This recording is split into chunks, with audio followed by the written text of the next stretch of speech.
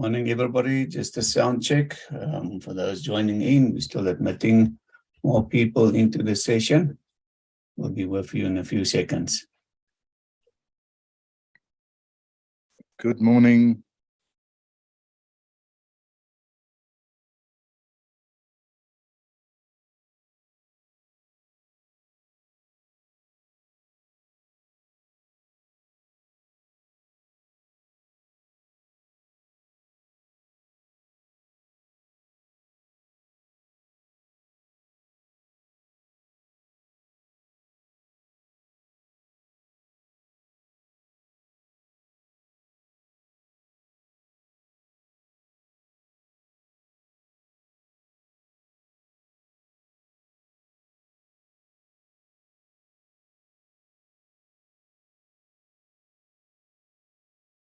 Just a sound check again for everybody joining. Good morning. 24th of November 2022. Just admitting more colleagues into the session. We'll be with you in 2 minutes' time.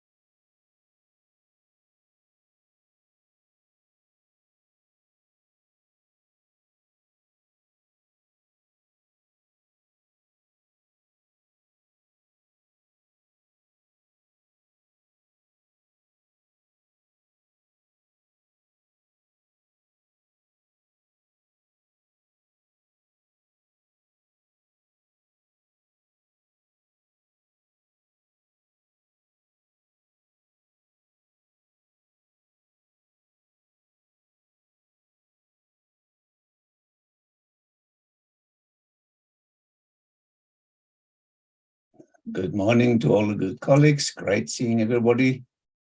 Thank you for joining today. Really appreciate your time, sharing your valuable time with us. We've been looking forward to this event for some time. It is today, the 24th of November 2002, and we are proudly being hosted by Global Trade Solution. Just some housekeeping while we're still allowing people into the session. Please keep yourselves on mute, ladies and gentlemen. If you go off mute, then I will have to mute you again. Apologies for that. Otherwise, we've got too many background noises. Should something go wrong, keep an eye on your inbox, and we'll send you information to rejoin the session. But we trust that won't happen and won't be necessary. Guys, you're welcome to greet each other in the chat room. At the bottom of your screen, you'll see there's a chat room. You click there, you can greet each other, can share contact details. You're most welcome. Just keep the conversations related to the theme of the event of today. You're also welcome to click on participants, and you will see who else are on the meeting, and you can mouse over your own name if you want to, and rename yourself. Sometimes the device name is showing instead of your name, so you're welcome to do that. Yeah, so let's have a look at the program for today.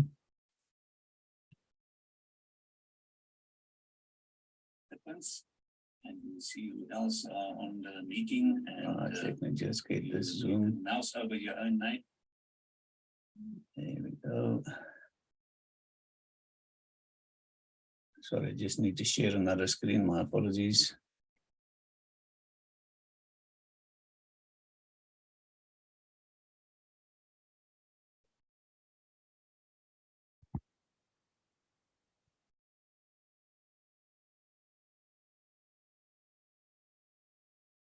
Good. So we're looking at identifying the opportunities and challenges posed by e-commerce. And you can see we've got a very exciting program. I'm not going to read through the program. Louise Widget, our host for the day, will soon share the program with us, and she will introduce the presenters. As you've noticed, as usual, these events are complimentary to all the people, to the public, and all related content on the web is complimentary as well. So this has been the case for more than 15 years, almost 16 years. And obviously we've built up quite a good knowledge base of information over these years in terms of all the presentations. And obviously being complimentary, we need valued associates and sponsors to make this possible. And we're going to introduce you to these sponsors just quickly, but we're also going to have a little bit of fun. And we've got actually 3 prizes you can win today. The first prize is a voucher for a family meal, proudly sponsored by Global Trade Solution. And then we'll have 2 very nice bags that's sponsored by C-Track, our platinum sponsor. So what we're going to do after you've listened to our sponsors, the introduction to our sponsors and alliances, we're going to ask questions about them. And the first person answering the question right in the chat room will be the winner for that prize. So that's going to be lots of fun again. So listen carefully. And we will come back to this slide after I introduce you to our sponsors. All right, so Transferforum proudly has former industry associates, and with these associates and of the sponsors, I'm going to quickly introduce you to them. If you have, should you have a few words to say and you represent that organization or company, you're welcome in the beginning to interrupt me and you can say a few words yourself. So I'll give you a second or so before we start with each company. All righty. So let's have a look at South African Express Parcel Association. It's a representative body of the voice of the express delivery industry in South Africa. Thank you, SAPA, for your associate. We've got the Road Freight Association. Right, the Road Freight Association, they've got the slogan, "Without trucks, South Africa stops," representing the road freight industry in South Africa. We've got ARIA, African Rail Industry Association. This South African Rail Industry Association is a representative body in South Africa representing players in the railway industry. Ladies and gents, they're doing excellent work in terms of third-party access and to revitalizing our rail network in South Africa. Thank you very much for your alliance. We've got the South African Bus Operators Association. You can see they've already been formed in 1980 by 5 leading bus companies at the time. Today, SABOA represents about 70% of the public transport bus and coach fleet. Thank you very much, SABOA.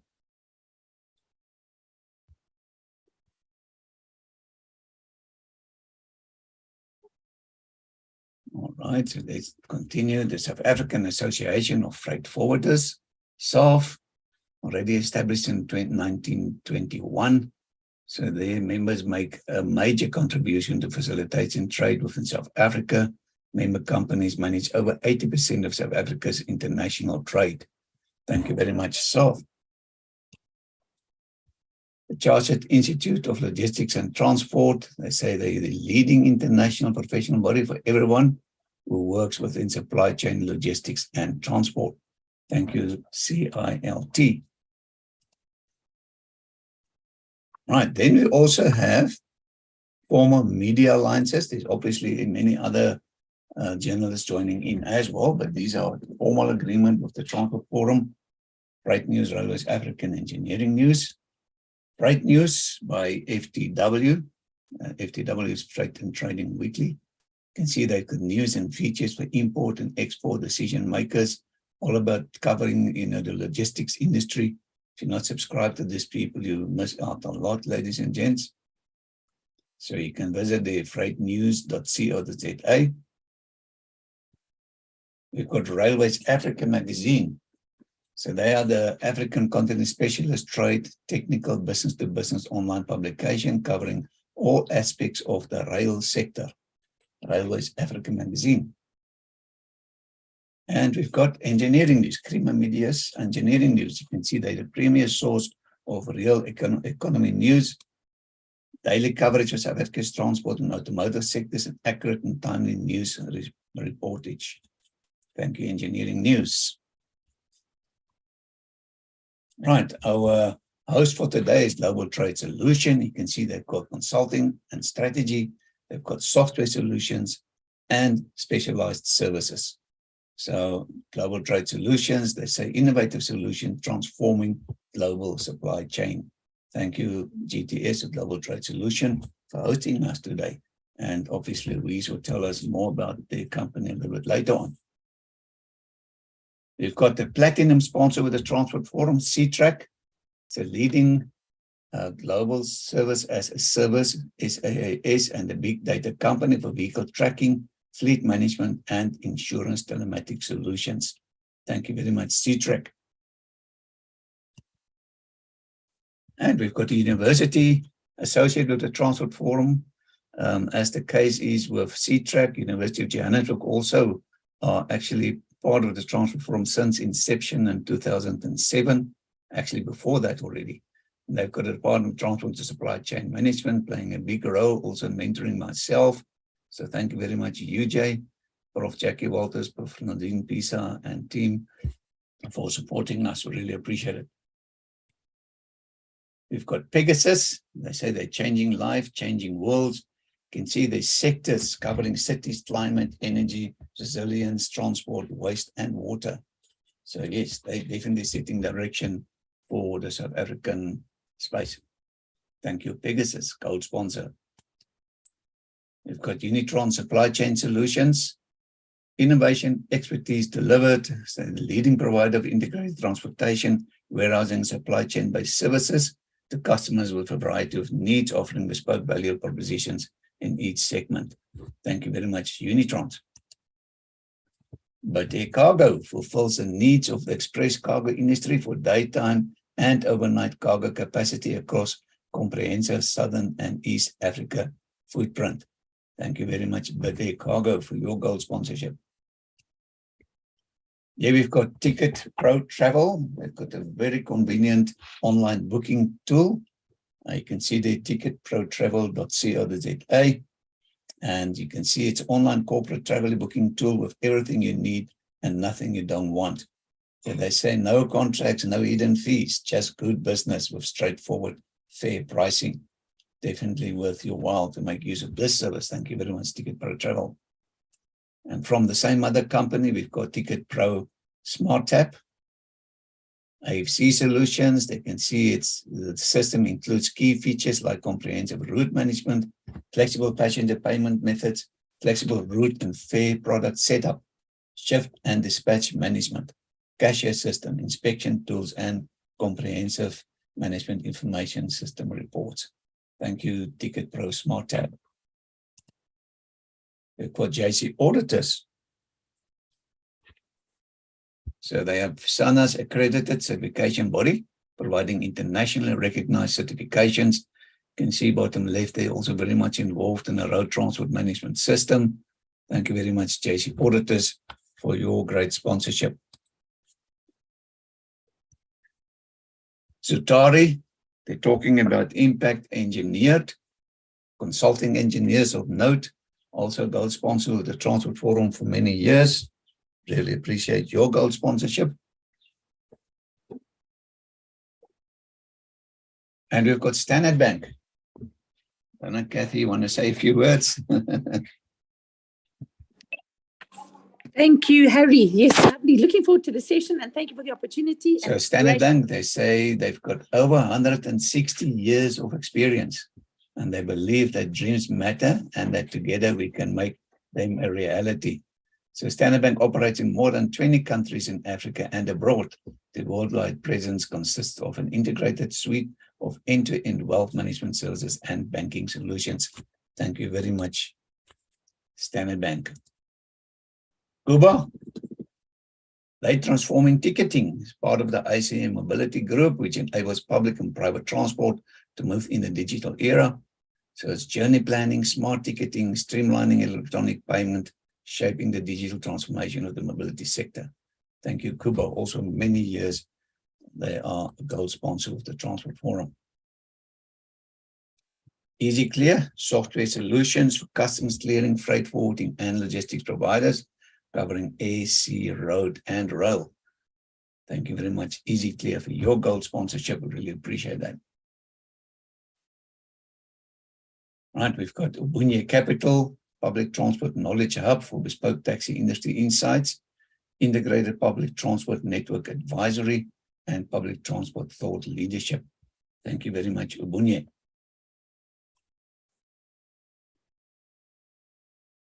So they are sponsors, and let's give a nice hand to our sponsors for supporting us. And we really appreciate your sponsorship and support and mentorship and guidance that I and all of us are in need of. Let's quickly just remind you of our business directory. We've got Olga Mashilu, who's administering this for us. It's also a BE initiative of the Transport Forum, and we've outsourced this to Belong Bontley Consultant. Take a picture of her number there. She can help you to get listed in a Transport Forum's popular and well-categorized business directory. We're getting very good feedback from this. And yeah, so Olga will help you. It's only 450 rands per year to be listed, so that's really not money. And please contact Olga to get listed. We will make the presentations you will see today and those presented over the past 15 years available on that website, transportseek.com.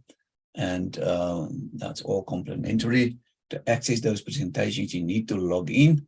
And that you will see if you visit that website, you will see, visit that website, you will see there's on the left of your screen, there's a username and login. So you username and password, you log in there. If you haven't got an account yet, you can create your own complimentary account by clicking on sign up. You'll create your own login script, and then you can log in. And after you've logged in, you can go to events, to downloads. And once you're there, you'll get a simple but powerful search engine that will enable you to search through more than 900 presentations. And there are two ways to search. The one way is in the top field, you type in a title or a person's surname or whatever, and you hit search, and it will search and give you all the related presentations. Or you can go to category and select the event's date and hit search, and it will give you the presentation presented to that event. So very convenient and very, very powerful. So, ladies and gents, there we are back at our competition, our quiz, and we would like now to ask you questions, and you can then answer the question in the chat room. And the first person who answers the question right will be the winner of that specific prize. So we're going to ask 3 questions. The first question is now for the family meal voucher, proudly sponsored by Global Trade Solution. And let's see who's the winner of this. So the question is, there's a consulting engineering group, and the slogan is Impact Engineered. Who are they?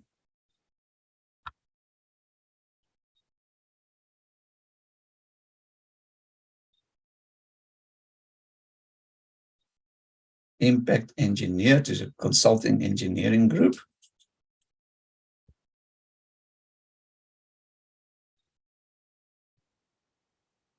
Let me put them on the screen.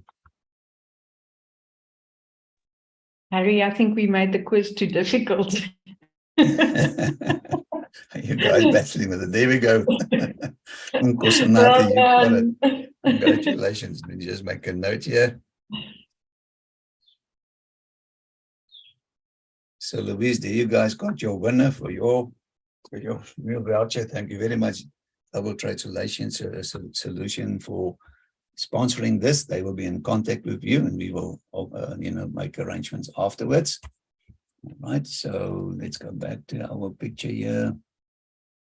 Now we're going to ask and the next question, and that is for that nice bag sponsored by Ctrack. And this question is as follows.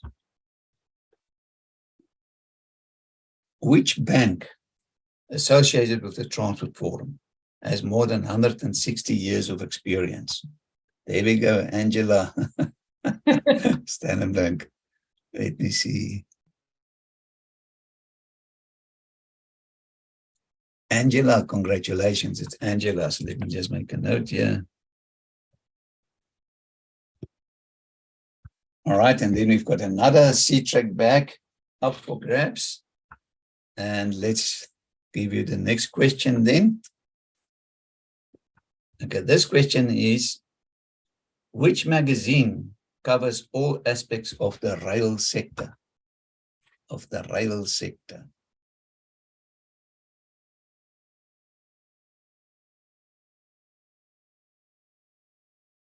don't know the answer yet.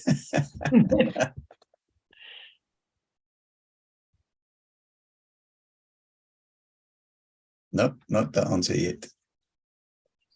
Let me go back to that screen.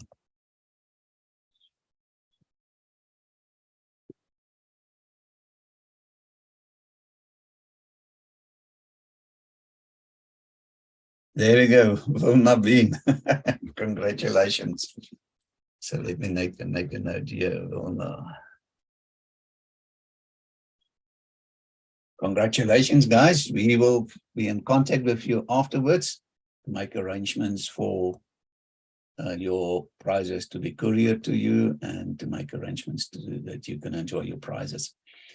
Alrighty, so ladies and gents, then important now is let's get back to our program for today. And we're talking about identifying opportunities and challenges posed by e-commerce, proudly sponsored by Global Trade Solution. And I'm handing you over to our host for today. That's Louise Widget. She's the Chief Executive Officer of Global Trade Solution, and she will do the official welcome and opening for us. So thank you very much, Louise. Harry, thank you very much. And to all the attendees and participants. Louise, sorry, I can't hear you, so there must be something wrong there. Can you hear me now, Harry? Oh, sorry. Can you hear me? No, we can't hear you. Let me just see. Might be on my side. Okay, no, it might be on my side then, Louise. You can continue. Thank you. Thank you. Big welcome to all the colleagues. Jason, I see you've got a very fast car here as your picture. So I think we can all put our cars on our wish list. I also want to echo some of the things that's been put in the chat, just to compliment Harry and his very, very small team for the year that we've had. Today is actually the last online session over and above his year-end function that is on the 1st of December. Harry, it has been a fantastic year. I think there's been a lot of content that has been shared with all the participants. The Transport Forum has gone from strength to strength, and we very proudly to be associated with you and to continue our association with you in the future. I think this platform is one of the platforms that we can collectively build out to be not only an information platform, but also for sharing and molding policy. And we look forward to an exciting year next year.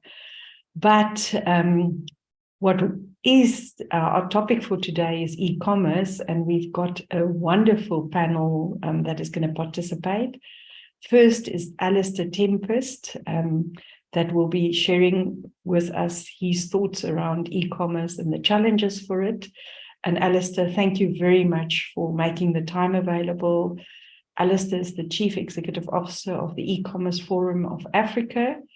Very exciting that we actually have got an E-Commerce Forum for Africa. I fell over Alistair quite by accident. We look forward to hearing what you've got to say, Alistair.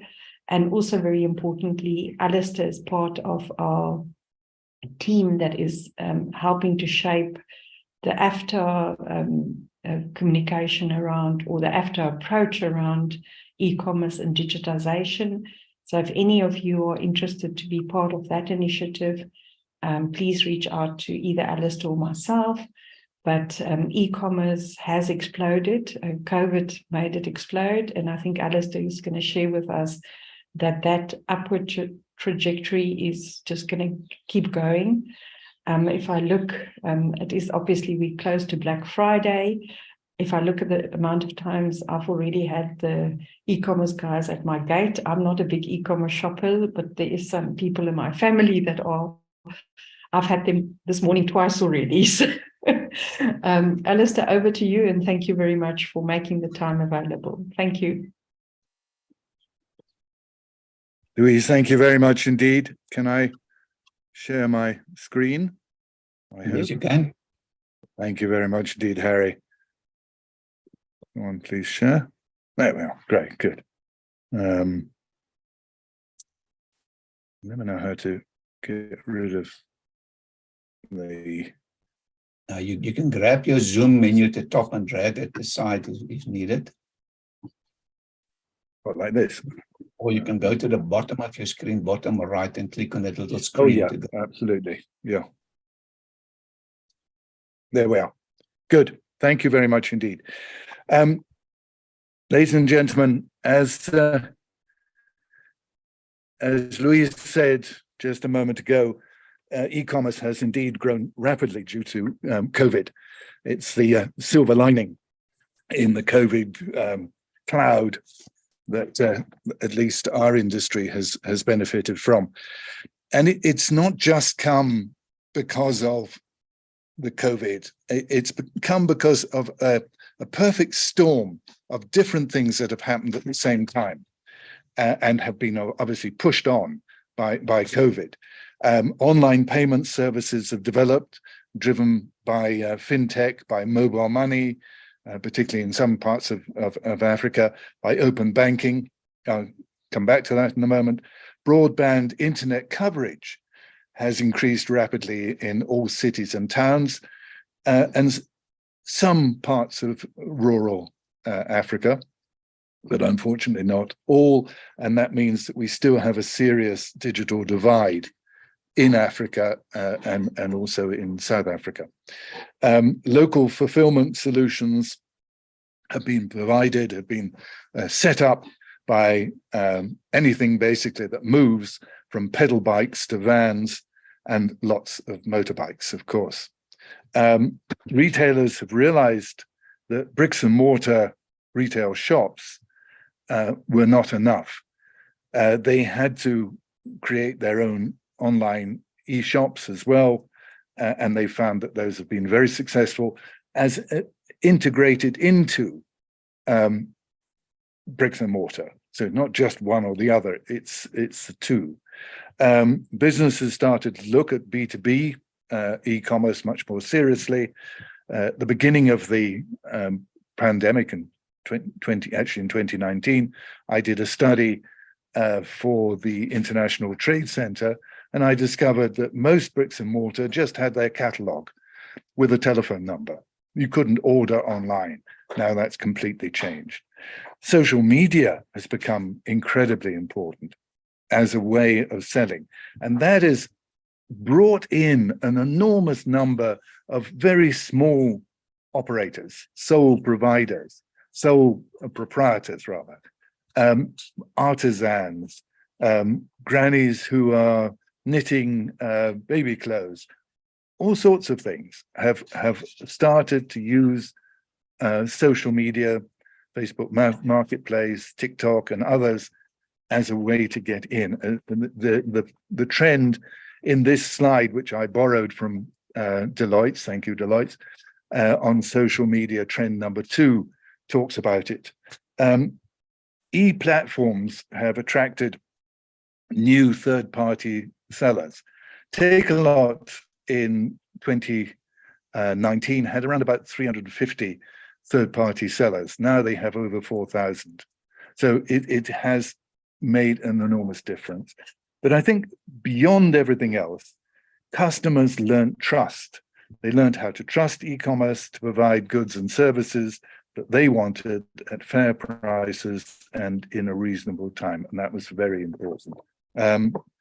Now, I call this the quick commerce, the joys and challenges of selling online, because quick commerce is really what e-commerce is meant to be.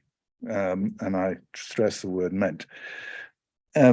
It's the name given, quick commerce is a name given to online purchase that must arrive fast.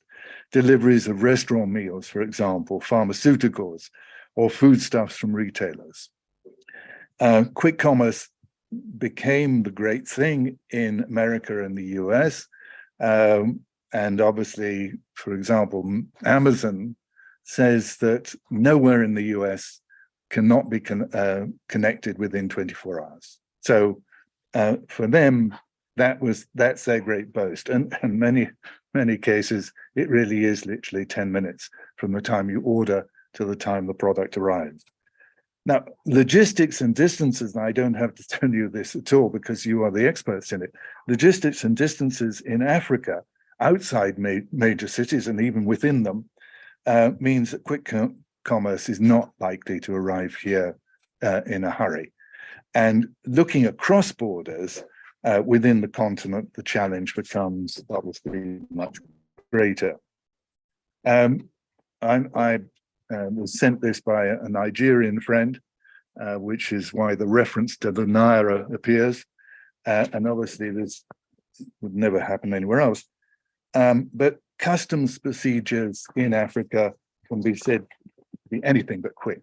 Pre-clearance and use of e-documentation is slowly being introduced. I don't have to tell you this. Arguments over classification of goods is a frequent nightmare. The issues including lack of clarity over customs goods and over taxes.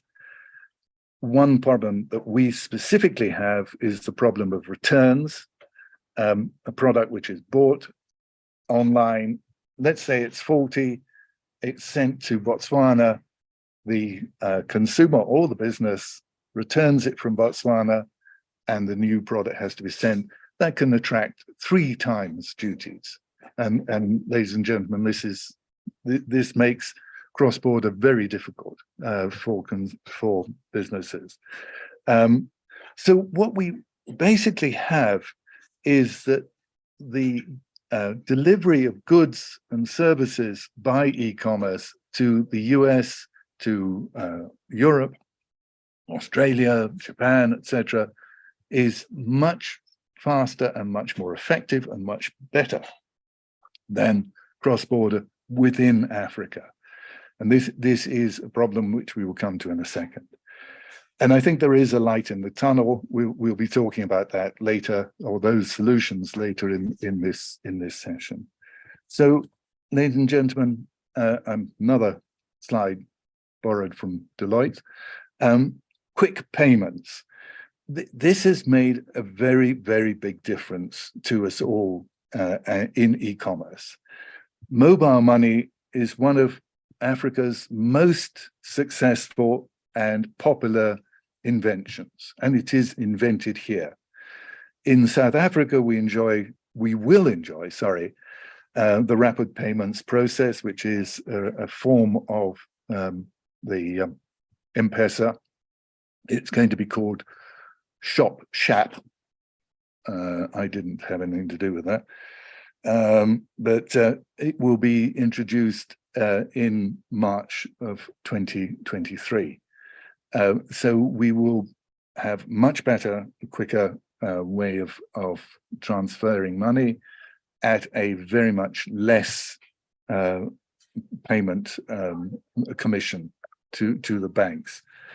We've got also e-wallets, we've got e-money, we've got QR codes, which are coming in for payments, and they're pushing the frontiers of banking. One major challenge for online sales in the 2010s was the lack of instant payments. And of course, that was immediately covered by PayPal, by MasterCard and Visa. However, for cross-border, there are other issues. And that is mainly caused, or they're not completely, but mainly caused by central banks' rules on remittances from abroad and currency exchange. So what is happening is that if you are being paid in Pula, you will have a problem. You could have a problem. You have to fill in a lot of forms with SARB in order to get that money into South Africa. South Africa is much easier than some other countries. For example, Rwanda refuses to accept Ugandan currency and vice versa completely. So what has happened is that payments are made in usually dollars, but also euros and sometimes British pounds. That clearance system may take weeks, and we're talking about quick commerce. So it is really only for B2B. And it is, again, an enormous stumbling block, and it increases costs too. So one of the things that was recognized very quickly by the African Free Trade Area was that they had to set up a system for cross-border payments, which allowed country A, or business A in country A, to buy from country B, business B in country B, with using national currencies. And what has happened is that in January this year, the Pan-African Payments and Settlement Service, called PAPS, was set up and is now piloting in 8 countries in West Africa, very successfully, we understand. And at the same time, here in Southern Africa, BANK set up an organization, an operation called TCIB, or Transactions Cleared on an Immediate Basis. And that is being piloted by 8 countries in the SADC countries. There is another project which is being introduced in the COMESA area as well. So this is very important and very useful, and it will help enormously. But it doesn't still really deal with and address the issue of volatility of national currency exchanges. E-commerce has very thin profit advantages. And if they are taken away because currency volatility has changed the name of the game, that causes an issue. So what is now happening is a serious debate at African level and in some countries, including here, on whether we should not create some sort of digital currency, or what they call stable coin, which would be a currency to be used for trading. So it will be linked to the rand, it will be linked to the Pula, it will be linked to the Canadian, to the Kenya, the shilling in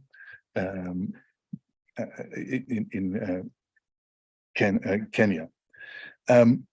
That is a very interesting issue, and something that I think we should all be very aware of, and also be very keen to be involved in. And I'm hoping that that your forum will also engage in that. So what are what's actually happening, as Louise said, in the African Free Trade Area, or the CFTA? Well, the CFTA, as you all know, was launched in January 2021.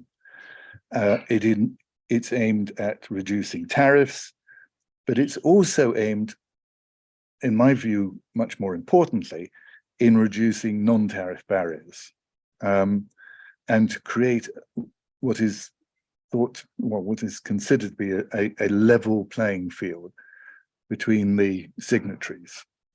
A level playing field doesn't mean total harmonization of regulations, but it does require approximation of conditions of trade to allow an e-commerce company in South Africa to sell to Botswana and know that the rules in Botswana are not going to be different, and that they are going to protect consumers and create trust.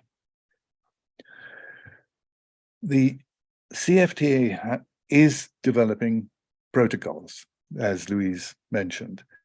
It's already doing something, or has already done something, on rules of origin. It's doing something on investment, on digital trade.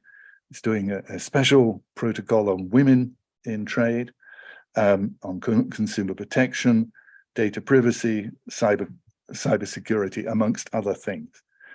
But I think it's very important to note that at the base of that, the member states have already signed a multilateral agreement on trade in services and trade in goods.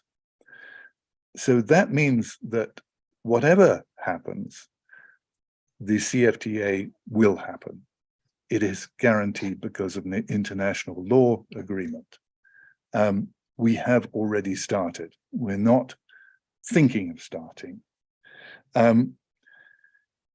What also has happened is that psychologically, the fact that the CFTA is already happening and is moving ahead has suddenly given the regional economic communities a large kick up the backside. And they are really starting to look very actively at how to improve intra-regional trade within their regions. The one which is perhaps held up as the most successful is the East African community, but there are others who are coming ahead. I was at a meeting of SADC on trade the first 2 days of this week, giving a presentation on what we in e-commerce would like to see in order to ensure that there is more intra-regional trade driven by e-commerce. So therefore, what we're going to see is sort of parallel development of trade between the regions and the continent. So, ladies and gentlemen, what do we want in 2023? What is our Christmas present for 2023? Well, Black Friday will be on us tomorrow, as Louise has already mentioned. And over that week of Black Friday, we expect to see a vast amount of goods and services paid for and by your members delivered. But what we unfortunately will not see is that the volumes of purchases across South Africa's frontiers to other countries will increase enormously. They will still be very small. So how can we change that? Improved customs procedures, obviously including policies for returns across frontiers, is a point that I've already made. Better addressing services and possibly linked to EIDs. One of Jumeirah's great failures was in one country where 33% of goods were returned because they were badly addressed. That sort of thing in e-commerce just doesn't happen. It can't happen. So Jumeirah closed down that country. Better approximation of regulations to ensure that trade between countries provide good protection for consumers and for businesses alike. So things like intellectual property, for example, as well as protection of consumers. Very, very important. Very important indeed. What we are particularly interested in, and what we're looking at and what we're working towards, is a trusted or verification system for e-merchants, which would allow consumers and also businesses to say, this is a company which is properly regulated, which is registered by CIPC, for example, which has its privacy policies in order, which has its T's and C's in order, etc., which has a return process, etc. We are hoping to get that going and to pilot it in Q1 of next year. We would be delighted to hear from anyone who's interested in that. We think it's very important. We also will include within that a system of QR codes, barcodes, which is promoted by an organization called GS1. And that allows, obviously, businesses to check and verify that the goods that they're buying are the correct ones, etc., but also reduces the amount of counterfeit. And that is incredibly important in Africa. Counterfeit goods are all over the place. The WHO did a study, I think it was about 3 years ago, and they discovered that of all medicines sold in the continent of Africa, something in the region of 46% were counterfeit, and some of them were incredibly dangerous for the consumer. So to remove counterfeit is going to be very important. And obviously, we also want to see, and we're already seeing that and benefiting from it, for example, through SARS, we want to see a political drive, a much better understanding by businesses of the operations of the CFTA.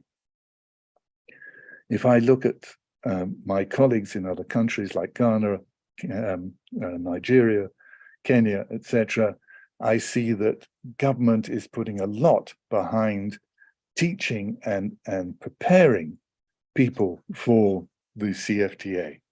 And we haven't done that very much here in South Africa. And we do need to do that because there is the economies of scale which will come with the CFTA. So, ladies and gentlemen, thank you very much indeed for listening to me. The E-Commerce Forum of South Africa is the organization that represents what we like to call the long tail of e-commerce, everything from e-platforms or e-shops to logistics to payment systems, all the way to warehousing and web designing, etc., marketing. So I look forward to the discussion the rest of the day. Thank you very much indeed.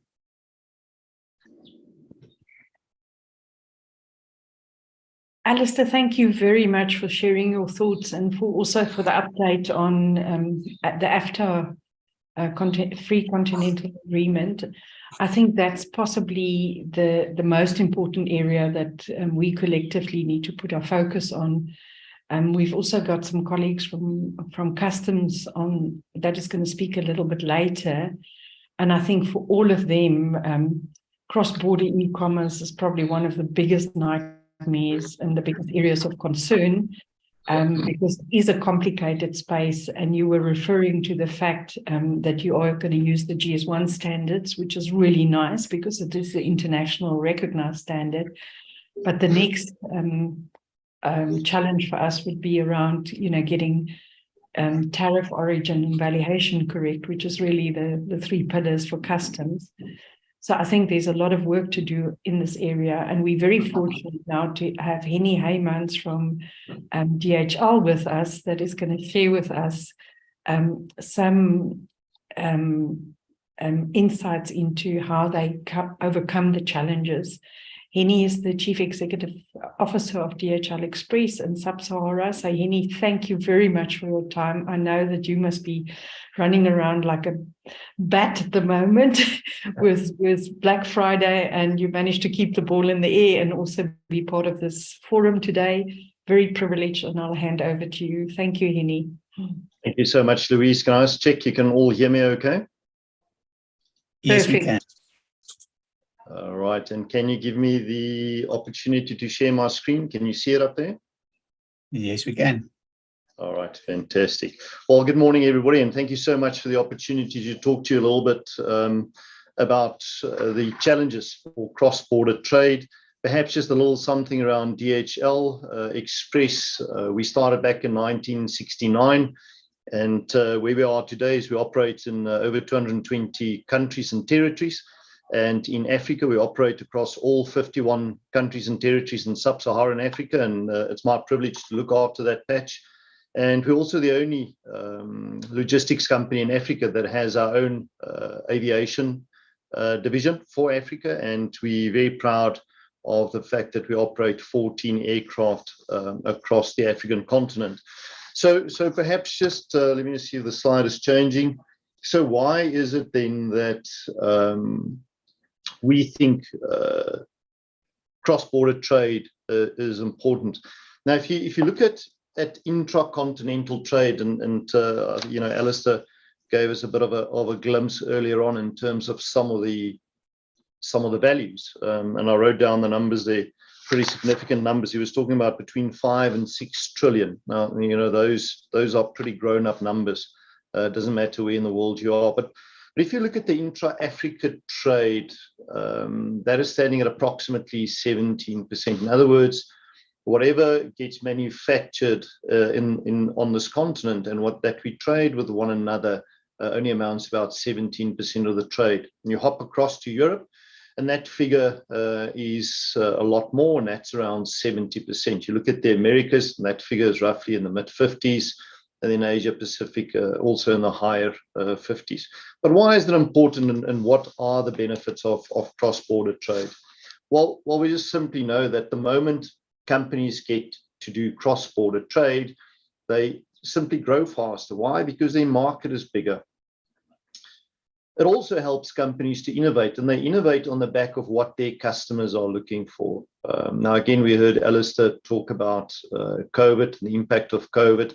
COVID has actually forced the adoption of digitalization a lot faster than what most companies would have done. I think if you speak to any of the CEOs who's on this forum or any other forum, they would probably say to you that the one part of the organizational journey that accelerated tremendously as a result of COVID is digitalization. And in fact, what we're having here today is actually a great example of how we've adopted and adapted to digitalization, the fact that we now have got virtual conferences going. Of course, it gives you economies of scale, a bigger market, more trade, higher volumes, and of course that we know leads to improve efficiencies. It's an important boost for income, and I'll talk a little bit more about that in the context of SMEs in specific. But of course, it also provides more opportunities for people. Now, about 2 weeks ago, I've released a positioning paper on the role of SMEs on the continent, as well as the link between second cities or secondary cities, depending which term you want to use, and what the role of SMEs will be. And an interesting fact on this continent is that there's roughly about 49.5 million registered SMEs on this continent, and we're going to have 84 of the 85 fastest growing second cities will be based on this continent. Now, typically what happens is that is driven by SMEs, that is driven by people coming to the bigger cities to look for employment. And as a result, you see a little bit of a circular economy developing, and that's where the cross-border trade, from our perspective, becomes quite important. It's particularly relevant on the African continent, and you can argue something similar for Latin America, and you can argue something similar point for Asia Pacific, the developing parts there. But it's absolutely my firm view that the more we can promote SMEs and cross-border trade, the quicker Africa will trade its way to prosperity. But having said all of that, we're all aware, and Alistair was very eloquent in how he described some of the challenges. And from our perspective, here are some of the challenges that's impacting cross-border trade. Now, you can all see them there on the slide. I think every single one who's on this call today can talk about the ripple effect that the rise in oil prices have had on us. In South Africa, it's a little bit more pronounced because even Eskom is feeling the pinch of having to burn more expensive diesel. But certainly the ripple effect of global oil prices is felt not only through this country, but throughout the world and throughout this continent very specifically. Unlike in Africa, most of the developed world is struggling with labor shortages. They refer to it, or it's commonly referred to as a hot labor market. And in countries such as the Americas, or certainly North America, as well as Europe, it's actually quite hard to find people to come and work for your organization, and particularly on the lower end jobs. So in our instance, for example, couriers, it's quite hard to be in a position to employ couriers, or find couriers to employ rather, I should say, in places such as Europe. In the Americas, where we gear up obviously for peak season, and again, Alistair referred to Black Friday, everybody, including the likes of the Alibabas and the Amazons, they employ more people over this period, sorters, packers, and the likes. And there's a shortage of available labor in those markets. Lack of infrastructure. If I tie this back to our continent very specifically, we can see that pre-COVID, only 12% of main cities on this continent were connected by one commercial flight a week. That's pre-COVID. Post-COVID, we really don't have a count yet because airlines are really up and down in terms of servicing this continent. We've got a few stable ones that are back. Many of you may have read the news around Emirates and Nigeria, for example. Then they're on, then they're off, then they're on, then they're off. So I couldn't tell you what that figure is, but just in terms of lack of infrastructure, which leads to the next point, which talks about the lack of connectivity. And, often people ask, well, why is it that express services around e-commerce is so expensive? Well, I think those 2 points make it pretty clear. In many instances in this continent, especially if you look at the West Africa part, a little bit of East Africa, the DRCs, Congos, Equatorial Guinea, and so on and so forth, many of those do not have more than one commercial flight a week. And because of that lack of infrastructure, because of that lack of connectivity, having to put up your own aircraft, of course, comes at a price. And then something that's well bemoaned and well discussed on this continent, and not just this continent, but particularly to this continent, if you look at our high levels of corruption, if you look at a corruption index that's freely available, it is definitely something that we continue to fight on a daily basis on this continent. And of course, that adds its own complexities to the logistics process. Now, if we look a little bit further and we kind of hone it down, so we've now talked a little bit about all the macro stuff. Part of what's happened, much again driven, and I think, Alistair, you referred to this in your presentation a little bit, is that customer experience. Suddenly we were all locked up at homes and we had the hard lockdowns.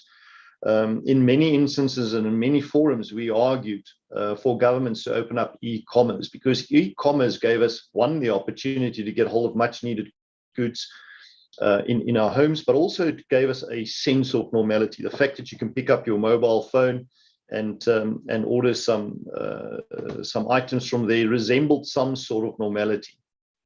But with that also came the customer experience. Now, I heard, Louise, you said you're not much of an online shopper, but probably most people on here have shopped online, continue to shop online, and people like me are looking at all the Black Friday specials coming. But what is coming with that is also that customer experience. And one of the expectations that one really needs to manage carefully is that customer expectation. And of course, the secret sauce and the secret recipe is to have as much of a seamless customer experience as you can possibly bring about. And in order for that to happen, logistic companies really need to be thoughtful. They really need to apply their minds as to how they create a seamless experience for customers. Now, oftentimes, if you just think about yourself, once you've made that commitment, once you've made that financial commitment to buy, maybe it's a watch, maybe it's an ice maker, maybe it's food, it doesn't matter. But once you've made that commitment, you've got an emotional commitment to that. And that emotional commitment drives expectations. And it's to that particular point that logistics companies and e-commerce companies must really apply their minds to that customer experience. And the best way to do it, of course, is to wear their hat or to walk a mile in their shoes. And personalization, as much as we talk about Internet of Things and we talk about the fourth industrial revolution, the fourth industrial revolution, and we talk about digitalization, there's still a lot to be said for a personal service.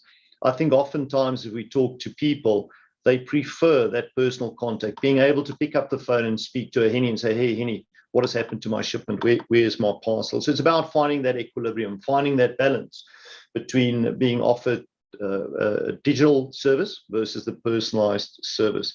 And as has often been debated and discussed, and in many instances, the deciding factor is the speed and reliability of the information. It is often said that logistics companies actually are most valuable for the reverse flow of information that they provide their customers. So the flow of information, particularly now in this digital age, has become a crucial point, and in many instances, a decision-making factor for customers and consumers alike. So how do we go about winning this never-ending race, so to speak? I think there's a couple of key points for me that stands out, and I've made the point the other day when we launched our positioning paper. And Louise, I understood from you, we've got some customs officials on here, which is fantastic. There is absolutely a need for public and private collaboration. Every one of us have got a role in the societies in which we operate, in the macro environments in which we operate. There's a role for the private sector, and I think everybody on this call is pretty clear on that. But so does the public sector or government has got an incredible role to act as an enabler of business and not a gatekeeper. And there's quite an important difference between the two. We love the opportunity to engage with governments across the world in the territories in which we operate and to share our global experience. I heard Alistair referring quite a few times to customs processes, the digitalization of same, and those are the kind of experiences that we share freely, widely, and quite publicly on those think tanks and the forums we get invited to, because the quicker and the more seamless we can make that process, the quicker the logistical side happens, the quicker that happens, the quicker we keep on turning the economic wheel. So there's an absolute critical role for the collaboration between public and private organizations as far as this is concerned.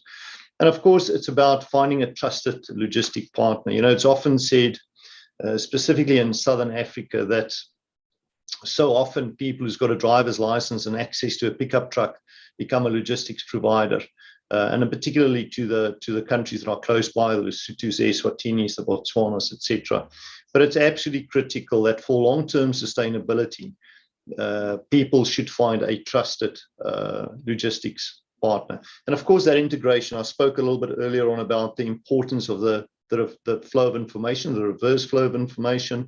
And of course, key here is to ensure that there's an electronic integration, particularly into the first, mid, and last mile stages of the supply chain cycle. And then, I've touched on this. You can see it's quite important in our world. We talk about the customer experience all the time in many ways in order to try and measure and see where we are. In South Africa, it's actually quite advanced. You've got a Hello Peter, for example. Many consumers, before they engage in an activity, will go to Hello Peter and look at those reviews. But this is where the partnership with established brands becomes really important, because with an established brand comes a certain level of credibility. And I think for every single one of us, once we've made that emotional decision to purchase something, you want to be sure that you're going to receive it on time at the time that you said you've wanted. Many of us will be using this opportunity to buy Christmas gifts. Many people may miss this opportunity and then get into that lastminute.com frantic Christmas shopping, and then the trusted part is perhaps even more important, wanting to make sure that they get those gifts to their loved ones before Christmas. Now, often the issue for companies is the ability to scale. It's something that's perhaps a little bit more pronounced for us locally in Africa. And again, it just takes us back to the importance of partnering with reliable partners, with well-established brands that have built up a lot of credibility over time. And then I think, you know, the little bit on the bottom right of that screen is about that balance, that trade-off. For those of you that haven't seen us, Takealot has just announced some results. Again, I think it's the interim results. And you would see that you would have to have long arms and real deep pockets. I think it was something like 13 million, if my memory serves me well, of losses. And the key for them sits between discounted sales and the cost of logistics. So it's really important to find that equilibrium. I think finally everybody wants to be in business so they can improve their earning capacity. I've spoken about that on the first or second slide. And I think finding that balance, that equilibrium, is quite an important part of easing the pain of cross-border business. And then, you know, we talk about the visibility. I've spoken a few times now about the importance of that information flow, but all of that comes to nothing if you don't have it visible in a form which is nowadays all about your mobile, that is easily understandable and easily accessible for customers. So enabling e-commerce businesses, you really have to have that visibility. You've got to be able to give that visibility, as they say, from A to Z, or from cradle to grave. And it's all about the visibility. It's all about that quick access. You know, I heard Alistair talk about quick commerce, and the key word there being quick, and it's the same with the information, the access to information. And of course, again, as we all adapt quicker and faster to digitalization, you've got to keep abreast of the changes in the market and their expectations. And it's often driven by customer and or consumer expectations. So you can never go into a business or into a partnership where innovation is not part of the agenda that gets tabled and discussed on a regular basis, not in a reactive manner, but much more in a proactive manner. And you know, here, and maybe just if I can just pause here for a moment, and again, Alistair, I refer quite a bit to your presentation, only because I've listened to the whole presentation, and I heard you talking about payment platforms. I think one of the benefits that we sometimes underestimate in Africa is the fact that we skip development phases on this continent, you know, and we all are very familiar with the story around telephony and how quick and well telephony advanced on this continent. And in many instances, digitalization will actually give us the exact same benefit on this continent. Whereas in many instances, countries and border posts and customs don't have access to the traditional tools. The next evolution will be jumping straight into digitalization. And I think over time, that will actually start to create a benefit for Africa on the whole. But it's all about making innovation part of your conversation and make it easy for customers to take advantage of those opportunities that innovation offers us. And this is my last slide. Harry, I know I'm a little bit quicker than what you've asked for, but hopefully I'm making up for a little bit of time here. I think what you see here, those 9 bullet points, are really the key to success for successful cross-border logistics. And I'm not going to run through all of them. I think most of you are very familiar with what we've got on here. But every single one of these, you know, in the game in which we play as a cross-border business, that transparency, that network, that access to infrastructure is oftentimes for us the key differentiator, specifically on this continent. And then you talk about the consumer, the customer relationship management tools, the after sales. And I don't know how many e-commerce customers we've got on this call, but it's often said that a repeat customer on an e-commerce site is decided by the experience they've had from a delivery point of view. And therefore, the point simply being that choosing the right logistics partner that's got a credible brand and a history and a proper footprint is often going to be the deciding factor as to whether your e-commerce customer comes back to your platform, because the goods in many instances are very similar if you talk in broad retail terms, but it's that personalized experience that I spoke about a little bit earlier on that oftentimes becomes the deciding factor. Perhaps even more so if a product arrives incorrectly. In other words, this is not the pen that I've ordered, maybe I've ordered a pencil, and that experience in terms of how good is that pickup and that the reversal of the process, how well have I experienced that process, how easy was it to get the wrong product picked up and the right one to replace it. So my point simply being, and I'm harping on it a little bit, but oftentimes, I can't stress it enough, the consumer's return to your platform is decided by their experience that they've had with their logistics provider. And that's really that point number 9. It's a little bit more complicated when it's cross-border returns. Lots to be said around whether value-added taxes were paid, whether import duties were paid. How do I go about for those refunds? And again, the electronic integration of those systems with the local customs systems are absolutely crucial. And it's crucial because we want repeat business. It's crucial because we want to make the Africa Free Trade Agreement work. It's crucial because we want to see this continent become a wealthier continent. It's crucial because only by promoting trade on this continent will we actually help uplift this continent as a whole, and actually for this continent to take its rightful place in commerce terms with the rest of the developed world. So I've really kind of flown through these pages, Harry and Louise. That's really just a quick perspective on how we see the world as far as cross-border trading and cross-border is concerned. And I don't know if there's going to be an opportunity for questions, but I hope that's been useful. Thank you so much. Henny, thank you very, very much. Really insightful. I think DHL is probably one of the biggest companies dealing with this cross-border e-commerce challenge and opportunity. So your insights are very much appreciated. I loved your slide on public-private partnership, because I think, if anything, that is the way forward.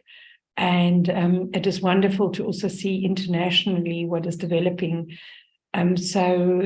We have got a question and answer session at the end. If you are possible, if you can stay, if you can maybe just confirm with me.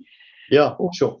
Okay, perfect. Then we'll do some questions and answers, because I'm quite sure, just looking at the audience, there is definitely quite a lot of people that is going to have quite a lot of questions. And also, thank you very much, Kathy, for the nice comments about the Coldplay TV ad.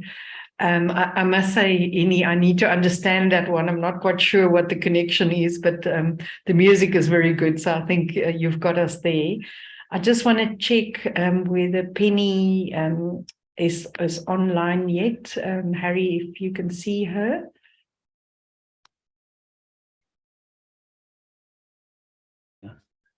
Louise is on the phone with Penny, and she's busy logging in. So maybe let's give the people 2 minutes quickly, body break, and then we will continue. Let us just get Penny on board. Or maybe I can, thank you, Harry. I can ask Henny a question in the meantime. Henny, this is for me, and maybe Alistair, you can also comment around this. But one of the challenges that we definitely have with e-commerce is the quality of the data. And it would be interesting to possibly get your viewpoints of how this data problem, because obviously the accuracy of the data, as Alistair alluded to, they're trying to move to the GS1 standards, but it can only be, even though you use the GS1 standard, it can only be as good as what the data is. And there seems to be quite a big challenge around the quality of the data in this e-commerce world. So if I can ask maybe both of you to give me some insights in terms of how we can address that, and how we, through our public-private partnership, can look at something like this. So, Henny, maybe over to you, because you guys are dealing with this every day. Yeah, thanks, Louise. I think, like so many things in life, it's about constant education. So I think, one can never underestimate the role and the importance of constantly reminding people as to the why. Why is it important? I think so often these requirements are sold incorrectly, and it's sold as yet another challenge and yet another attempt to block commerce from flourishing, but it's actually quite the opposite. So I think a lot sits in the how it gets explained and how we educate people. And then, as I've indicated, and I think Alistair has indicated something similar, it's about how much of it we can automate. And through automation, you can actually force certain things to happen. And I use the term force carefully because I've just spoken about the negative connotation sometimes that gets connected to these requirements. But sometimes, education itself is not enough. Maybe sometimes the education doesn't reach far enough and quick enough. So I think, once you can get that electronic integration going and you can get it aligned, it just becomes easier. And then it's a matter of habit. None of us in the beginning registered for our taxes. Now it's becoming a habit kind of thing. And I know none of us like taxes, but we've got to pay taxes. Consider the information as a form of taxes. And I think, why is it important? Because the more accurate it is and the more reliable it becomes, the quicker the process becomes. Now, Henny, you spot on and 100% correct. And I believe that DHL, just chatting to your colleagues at the WCO IT conference, there is some initiatives in the way to also look at bringing online education around these matters. So it will be very good if you can keep us on the loop, that we can actually leverage off those kind of initiatives. Because I think the important thing, and I think both of you touched on it, and maybe I can beat my little bit of a drum here for those who know me quite well, SMEs and women, there's a very strong correlation between those. And the one thing that e-commerce does, it makes it gender neutral. So from that point of view, I think e-commerce is an opportunity for SMEs, and particularly women, is a huge opportunity. And there's been some remarkable success stories, particularly under the COVID period. We were fortunate with the Cosmetic Council. We had a session with them, and they actually shared some young, innovative ladies that had started their business in COVID in this particular space, and they were all doing only e-commerce. And that for me is a huge opportunity, which we can, as you say, build Africa, not only South Africa, but Africa, and create these opportunities for these particular people. Alistair, maybe over to you around getting your comments around the data and that. And Henson, I noted your heart, so thank you for that. Thank you very much indeed. I think the issue of information, as in data, on the activities of e-commerce is a real problem. It's something that we identified right at the beginning when EFSA was started, and it is unfortunately not been solved at all.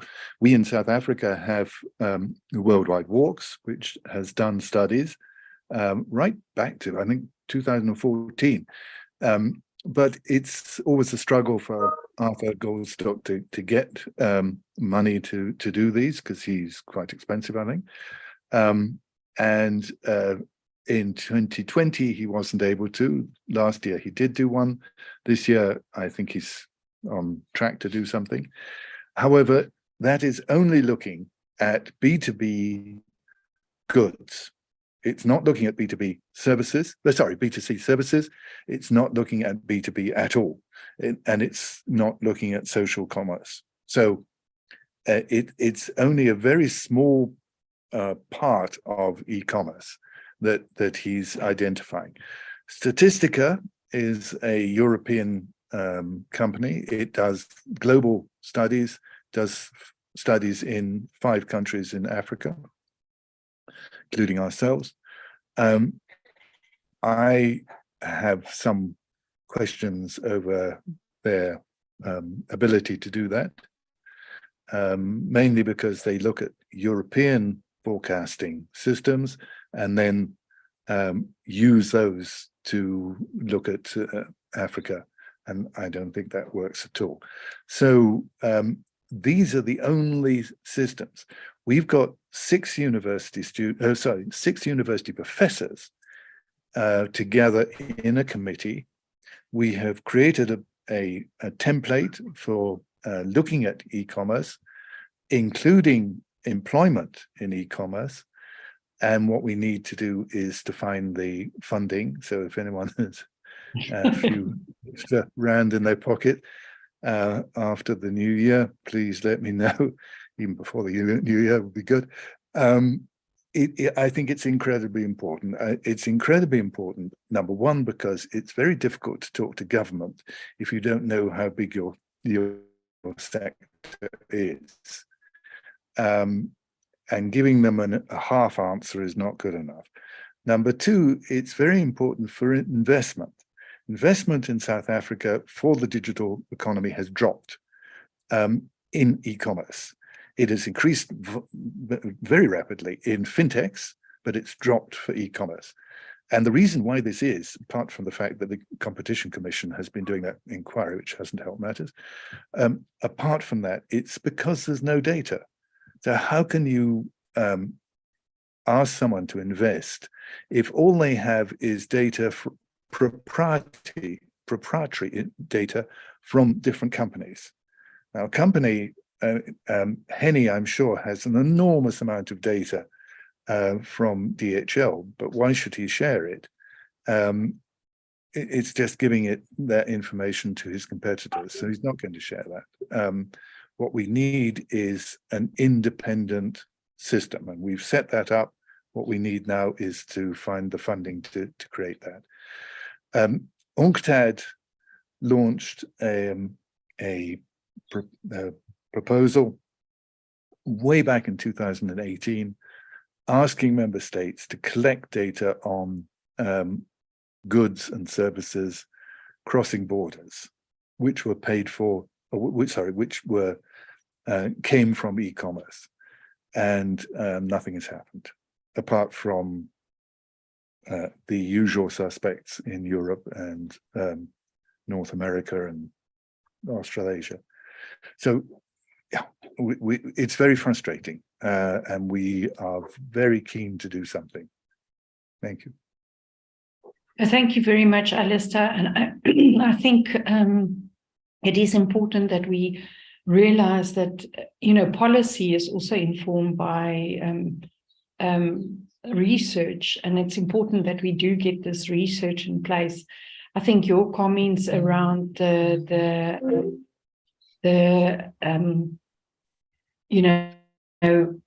development in the African continent and the opportunities that it is creating on the African continent is important. And if we can support it with some data, it will enable us to also guide the policy direction in that direction. And it is actually now an opportunity with the digitization initiatives of AFTA is to formulate that policy in the right direction.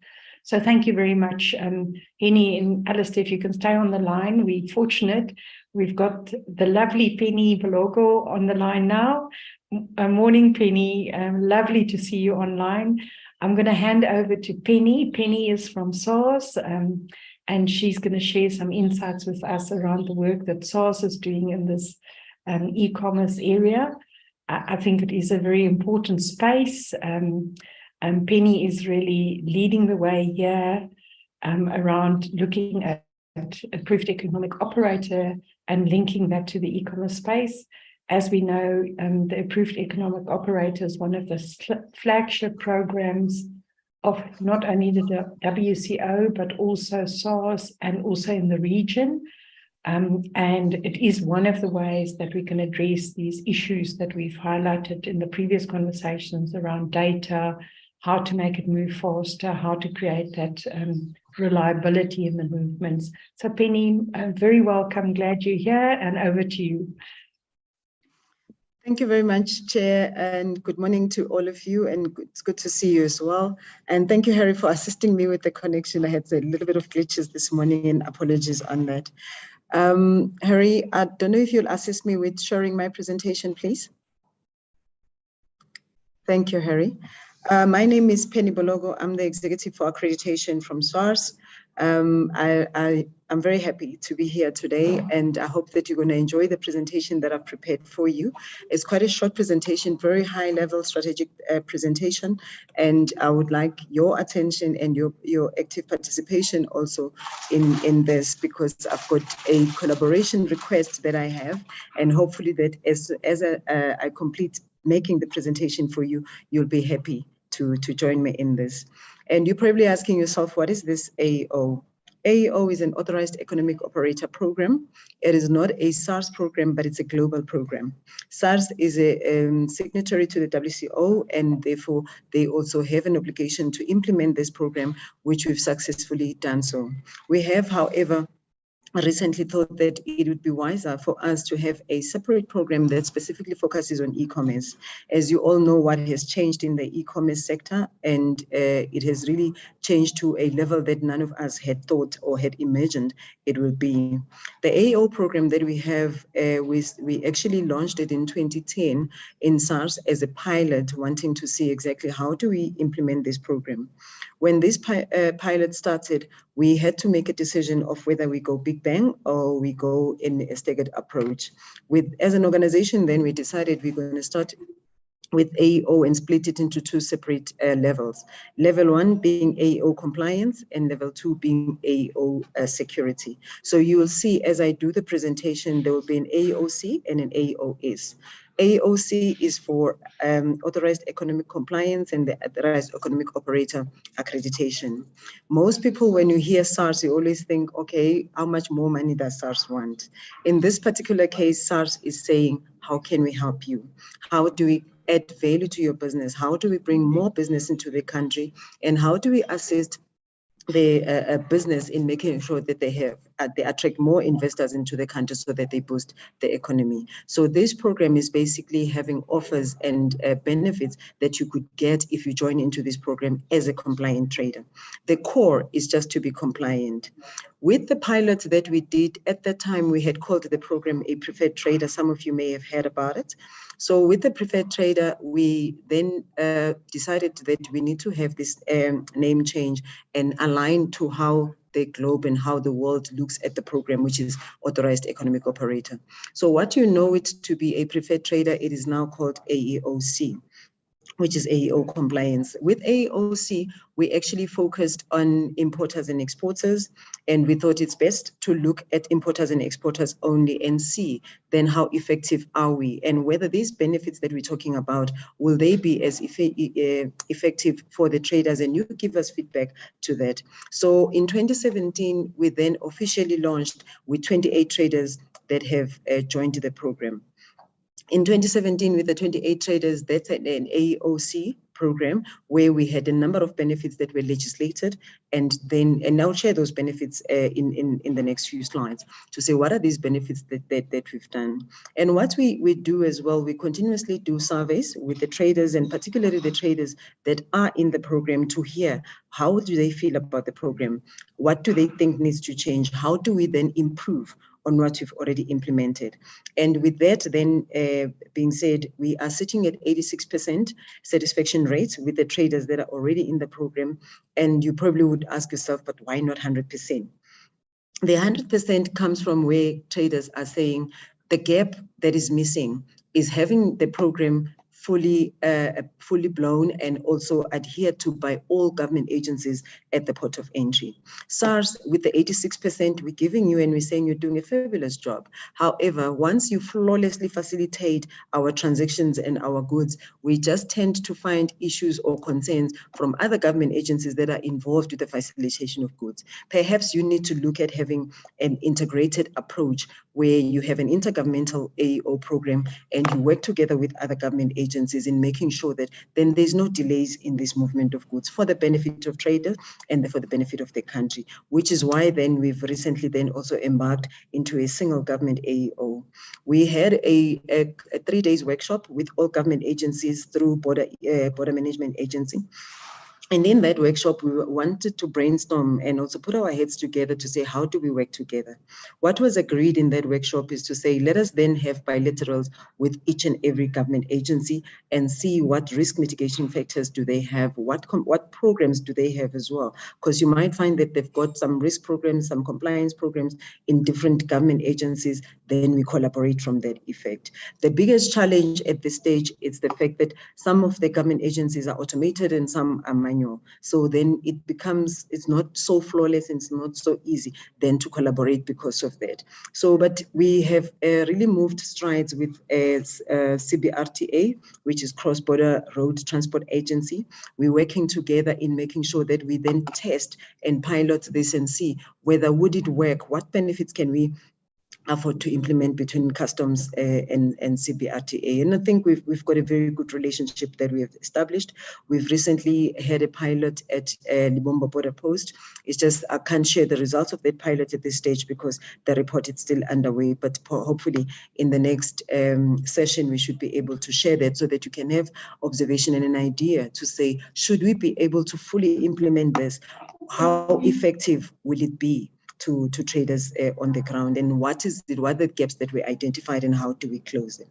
We've also then looked at having a pilot or an SMME program for a program for SMMEs. Why SMMEs specifically? SMMEs are found to be a pillar of the economy of the country and a very a critical pillar. So we need to then assist the SMMEs to successfully trade with other countries and to do business with other countries in promoting their goods, particularly from export perspective. So we've then invited SMMEs to come and join us, form a joint working group so that we can have a discussion around the table in terms of what can we put in place? How would they like to support?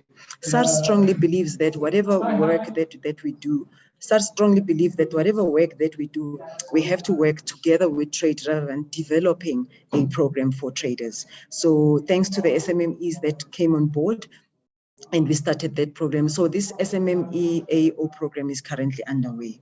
So the program itself, as things stands, we've got 149 traders that are accredited AOC, which is the importers and exporters.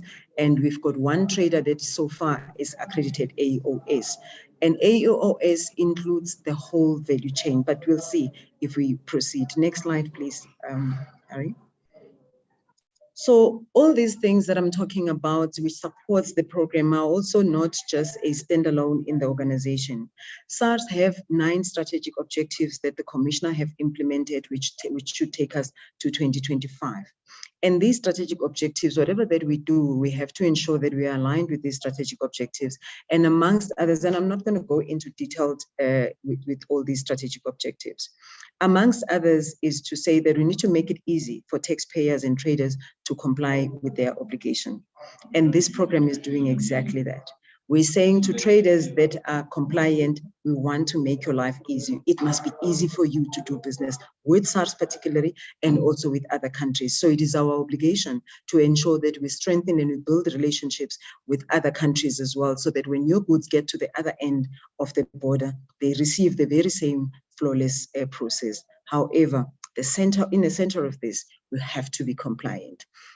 We also said, I think strategic objective number 8 says we need to work with and through stakeholders to improve the tax ecosystem. So we are saying we need to work with you to improve the tax ecosystem. SARS cannot do this alone. We need you to join hands with us. We need you to partner with us in developing this. This is a program that will benefit you more than anyone else. So we're saying, come and join us. Let's have this joint working group and develop a program. It would not help for SARS to sit in one corner, develop a program and come back and impose it on you to say, this is what it is, these are the benefits you're going to get, and only to find that actually the benefits that we think they are benefits, they're not so beneficial for you. So which is why then we want to work with you in doing that. And there's quite a lot of that. And with the benefits that we're providing, amongst others also, we provide clarity and certainty to taxpayers and traders of their obligations, because we have to share policies with you. And some of these policies and legislations that has to be developed, we have to sit around the table with you to say, what do you think? What is your view? And you have an opportunity then to influence how then things are being done going forward. So it's really such a fabulous program to join in. Next slide, please. So this program, this is a model that we're currently using in our AO program. So it is the basic thing that you need to have. You need to be registered. So for you to be in this program, you must be registered. So you can't then participate in this program if you are not registered with SARS. If you are a licensee, you need to be licensed with SARS, depending on what activities are you involved in. You also need to be compliant, as I've indicated. And again, we need then to make partnerships with yourselves. And we also need, if you join the program with us, also need to be able to have that leverage of having to extend this to the rest of your value chain. Because if you are compliant, you must also do business with people, with other companies that are compliant.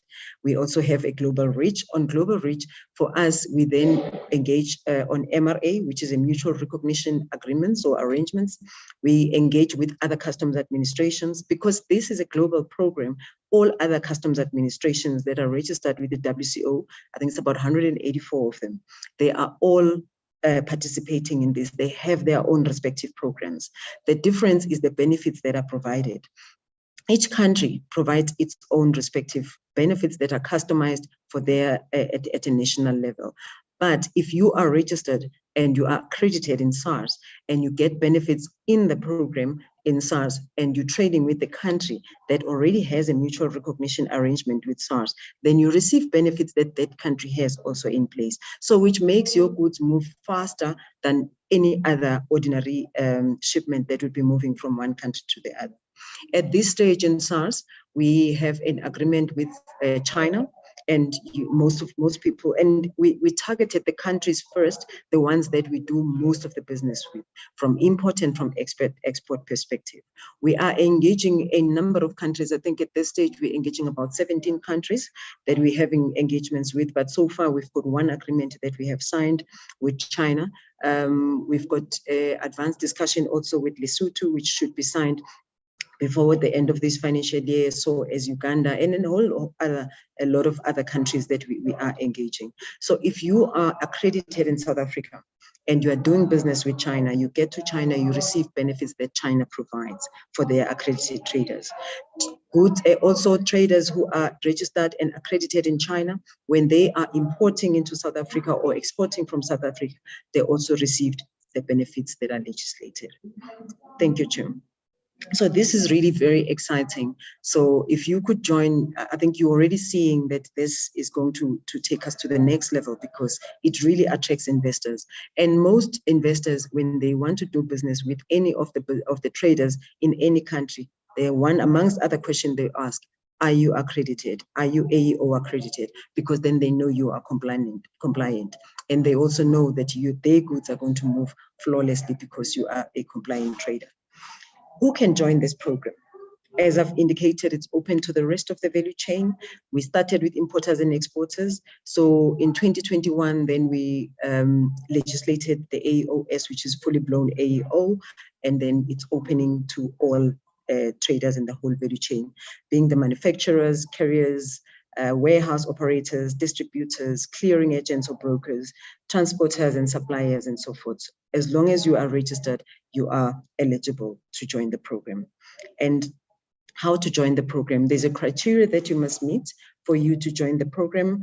And the criteria that we have, it's for AOC and AOS. And you'll see on this presentation that we tried to make it fit it into one slide because there are those that cuts across and there's additional ones that are added for specifically safety and security for AOC and AOS. And amongst other things that is important for us, you must have an appropriate record of compliance. And you're probably going to say, okay, how then do you test that? That means you must have been doing business with SARS for a specific period. For AOC traders, you should be in business at least for 3 years, and AOS is exactly the same. However, when we looked at SMMEs made a plea to say, we are SMMEs, we recently started in doing business. COVID forced us and pushed us to start doing business at an international level. So we don't have that much time in business and that deprives us from joining the program. Can you reconsider and see if then you can test my level of compliance within the 1 year trading transactions or records of compliance that I could provide? We've accepted that and we said, okay, let's test it, which is what we're doing in the pilot. So if you want to participate and you'd like to participate on the AEO for SMME, it is then you need to be in business at least for 1 year. What's also important is that we don't only check your compliance in customs, we only check compliance throughout SARS activities. So you should be compliant, you should have completed your tax returns, they should be on time, and so forth. So you're also saying we need to have sufficient knowledge of customs in your company. By that, we're saying if you have to have sufficient knowledge in customs, we need to test that. We've got Question Bank, which we sent, which is on the system. So it's an electronic kind of assessment that we do. On that Question Bank, you just go and select the questions and you choose then from them. And on those, then we do it gets marked immediately on the system and you get your results immediately. So with that, then you have to get a minimum of 70%. Most of the clients or traders that have made application to that so far, they've actually scored, no one has scored less than 80%, as far as I understand it. So it is not really a complicated and specifically focusing on policies and procedures. You don't have to know the law, but as long as you know and understand the policies and procedures in SARS. Yeah, and you'll see we'll share the presentation with you after this.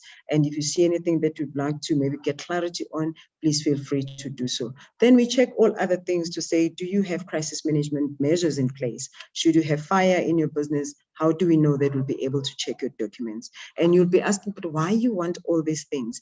It's because when your goods come through or when you export your goods, we're not going to ask for too much documentation from you. We ask minimal documentation, we let your goods go, we'll come and audit a year or two later, or even 4 years later. So we do not want to find ourselves wanting, or you find yourself wanting, because we're asking for information that you no longer have. So you need to give us some evidence or proof that you will have a secured way of securing the documents, so that if SARS comes back 4 years later and asks for those documents, you will have them in place. Finances, we check them as well if you are in a financial good standing, because we know that it could be possible that 3 years later, when we want to check whether the documentation or the transactions you declared were declared correctly and so forth, and we find that, okay, maybe there was an error. This amount should have been paid and you didn't pay it at that time. So you're still liable to pay that amount. So your company should be in the best position to be able to do so. Hence, we do all the financial ratio assessment checks for you. So I hope that makes sense. And please feel free to ask questions when the time comes, if there's anything that you need clarity on. Next slide, please. Then the benefits. I'm sure you've been waiting to hear about this.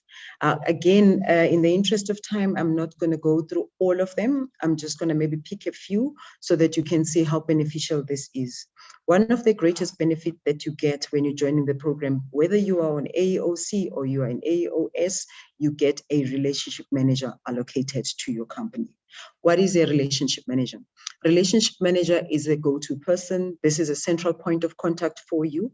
If you need anything and anything in SARS, this is a person that you're going to go to. This is one of the greatest benefits that most of the traders who are already in the program are celebrating and applauding to us, that this was the best thing ever that we've done, because this works like a private banker. You know, people that are having a good income like Louise, they will know if you are at the bank, you have with the good income, you get a private banker. This is a person that you go to if you're looking for a vehicle loan, or you need a home loan, or you need a personal loan, or you need an account at the bank. This is a person that facilitates everything for you. You don't have to run around completing 10,000 documents and so forth. And even if you're looking for an advice, this is a person that provides you with that advice. So we have this benefit as well in SARS. We also has a benefit of expedited processes. Expedited processes, it means your declaration in the system sits there in less than a minute and it's out, because you are accredited. So then it makes sure that at least your transactions are facilitated faster. You have an added advantage compared to the rest. It doesn't say that it's all of them, all your transactions, depending on the risk. But at this stage, I can tell you that the average selected cases for stops in SARS, that I think a month ago when I checked, it was at 0.02%, which is really next to nothing. So if you used to have 20 stops a month, you're probably going to have 1 or 2. So it's a huge reduction, and it's also beneficial because you're benefiting financially from this. How do you benefit financially? You're benefiting financially because your container is no longer delayed at the port. You don't have to pay demurrage and storage costs because your goods are facilitated within a day and they are out. And also we have an embargo as a benefit. Embargo is where we say, should your goods be stocked, that 1 or 2 containers that are stocked out of the 20 per month, you don't have to go book for the inspection, wait for a day or 2, then you get an inspector, then you still wait for a day or 2 before your report is issued. And if there's any duties to be paid or any provisional payments to be paid, then there's another day or 2. And by then the goods are still sitting at the port. So what then we do with embargo, we say, take your container, we'll come and do the inspection at the comfort of your own home, at your own premises, and you're good to go. And then you meet a turnaround time quicker, and you also save cost from demurrage and storage cost. We're also offering training at AO Safety and Security to say that if your company, and particularly SMMEs, and we've seen a lot of SMMEs also in this particular industry on e-commerce, you tell us where can we intervene. We've got a division in SARS called it's Trader and Taxpayer Education. Yes, Trader and Taxpayer Education Division. This division is partnering with us in that they will provide this assistance for you, but they do not do it for an individual. They do it for a certain number of people. So you group yourselves, then we'll send a team that will come and take you through at a specific text type or a specific element that you want to know in SARS. So there's quite a number of these benefits that you will enjoy. And also using the logo is a benefit on its own, because globally in all transactions that you do, if you're using and you are touching the logo of the AO, then they know you are accredited. Everyone would like them to do business with you. And again, we're saying that you then need to come and join hands with us so that we can then develop these benefits, or benefits that will benefit e-commerce. Because you might look at these benefits and you're thinking, hey, how is this benefiting e-commerce? Yes, there are benefits, but they're not going to benefit me because I only do e-commerce. Then tell us, what is it that you want us to do so that it benefits you? It makes your life easy in doing business with SARS. So yes, colleagues, those are the benefits. You'll go through them. It's quite a number of them. They are all legislated, meaning that every SARS employee has an obligation to deliver these benefits to you if and when you qualify to get into the program. Thank you. Next slide, please, Chair. So for e-commerce, we then went to the WCO and we also checked with other countries, what do they have for e-commerce? We are not the experts on e-commerce, but you are. So you must then tell us, what could that be? So we just put these ones together as potential benefits that could be considered. We don't know whether they are actually relevant for South Africa, because South Africa is a different country and we have different dynamics to what other countries are going through.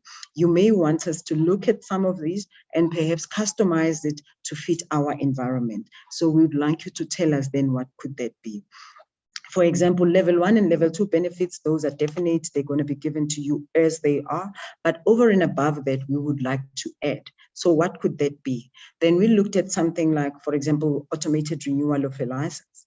If you are licensed with SARS, you have to renew a license every year.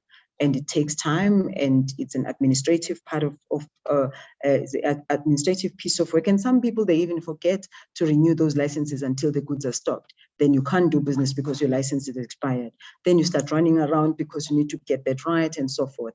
So a benefit in this, we were thinking that perhaps we need to look at having an automatic renewal of license. So your license will automatically be renewed because you are accredited. All that it would need is your relationship manager to confirm that you are still in business. Yes, your license should be renewed, and maybe with the press of a button, it is renewed. Or even extend the renewal period to say, instead of renewing every year, why can't you renew every 5 years?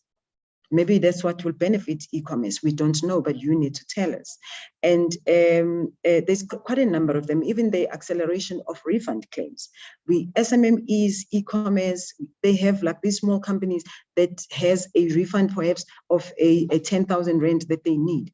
And a 10,000 rand for bigger companies, it may not be that much. They don't mind waiting for it for 2 weeks. But for SMMEs and They need that money. As soon as it's confirmed that it needs to be refunded, please bring it in because it needs to come back and in production to make a contribution there or to pay somebody else's salary. So you need that money as soon as possible. So perhaps that's a benefit that you need. We don't know. So we inviting you to come and join hands with us. Tell us, how can we help you? What is it that you think SARS can do for this to be a benefit? I was fortunate that a week ago, I attended an e-commerce conference where we had a Department of Trade and Industry who was also inviting traders to say, come and tell us, how do we help you? And I was very taken with that because I just felt then we need to join hands with DTI. How can we work together? Let's collaborate and see then what can we do to benefit traders together as Department of Trade and Industry and SARS. And I'm sure you have these ideas on what exactly would that be, but tell us. We would not know if you're not coming forth and telling us. Thank you, Chair. Next slide. So with that then being said, ladies and gentlemen, we are saying we are here today to strengthen the relationship that we have with private sector. And we would like to also strengthen the relationship have with public sector, like I mentioned, DTI just now. We're already having a very strong relationship that we've built with a Department of Small Business. We have an MOU currently going on with a Department of Small Business, and I think my colleague Hansen will talk to that when he does his presentation. So colleagues, it is important that we build this relationship. We have to collaborate for the benefit of our country. We all know the state of the economy in our country, and it requires all hands on deck for it to be as effective. We would like then to pilot e-commerce AEO program next year, in the next financial year 2023-24. Sorry, I think that's a wrong date, but in the next financial year, that's where we would like to pilot. But you need to then work with us in building it. So we would like to build it now so that come 2023-24, we are ready to start the pilot. So if you can come and join us in the joint working group, if you could volunteer through Secretariat and say, we would like to partner with SARS in this, then we will really appreciate that so that we can build this together for your benefit and make sure that the benefits that we are building are relevant for the e-commerce rather than SARS just sitting in one corner, building benefits of something that they're not even experts in, because they're experts in e-commerce, it's yourself. So let us then join hands and leverage on all the technologies and all the available facilities that we have in making sure that we build this a collaboration together in a successful manner. Thank you, Chair. Next slide. Okay, yeah, I think that was my last slide. So colleagues, this is the leadership of the accreditation team, which is headed by Mrs. Ray Vivier, who's the head of Authorized Economic Operator. Some of you may be familiar with her. Then that's me there. I'm sure you're thinking, hey, what happened to you? I've changed as well, just like e-commerce. So that is me there as an executive for accreditation. Then I've got two senior managers reporting into me. The one is responsible for inland offices, which is Mr. Mteto Bele, and Tembile Magwaza, who's based in Western Cape and responsible for the coastal offices. She's a senior manager for coastal offices. So you can contact any of us if you are interested. Then we are happy to work with you in developing this. And with that then being said, Chair, thank you for giving us an opportunity to share this program with the team. And I hope that the colleagues will really embrace this, will come and join hands with us and participate in this program and make this country a beautiful country that it is. Thank you. Penny, thank you very, very much. I must just share with the audience, we dragged Penny kicking and screaming into the AEO conference a couple of years ago. She was like, no. Look at her today. So I think, Penny, well done. And I also need to share with the group, as far as the AEO program is concerned, we also have Palesa on the line, who is one of Penny's colleagues. She's responsible and very active in the AEO field on a regional level. So Palesa, thank you very much for joining us. Also Henson, that is the next speaker. But for the audience, as we mentioned, female traders, SME and AEO is integrally linked. And I can really speak from the heart that Penny and her team listened when we engaged on the benefits and the criteria for SMEs. They managed to reduce the criteria because some of the things that's applicable to larger organizations is simply just not achievable for smaller organizations. And we really worked together in crafting something that both is compliant for the SARS requirements, compliant with the WCO regulations and rules, but also that facilitated the SMEs. And I think, Penny, that's really your call to action today is noted. Thank you for sharing all the information. And I think all of us today must become ambassadors to activate in the industry, get people to start working with SARS on this very important matter. We've, Penny, just by way of introduction, we've also got Henny and Alistair. Henny is from DHL, obviously a very critical partner, and Alistair is from the Africa E-commerce Forum.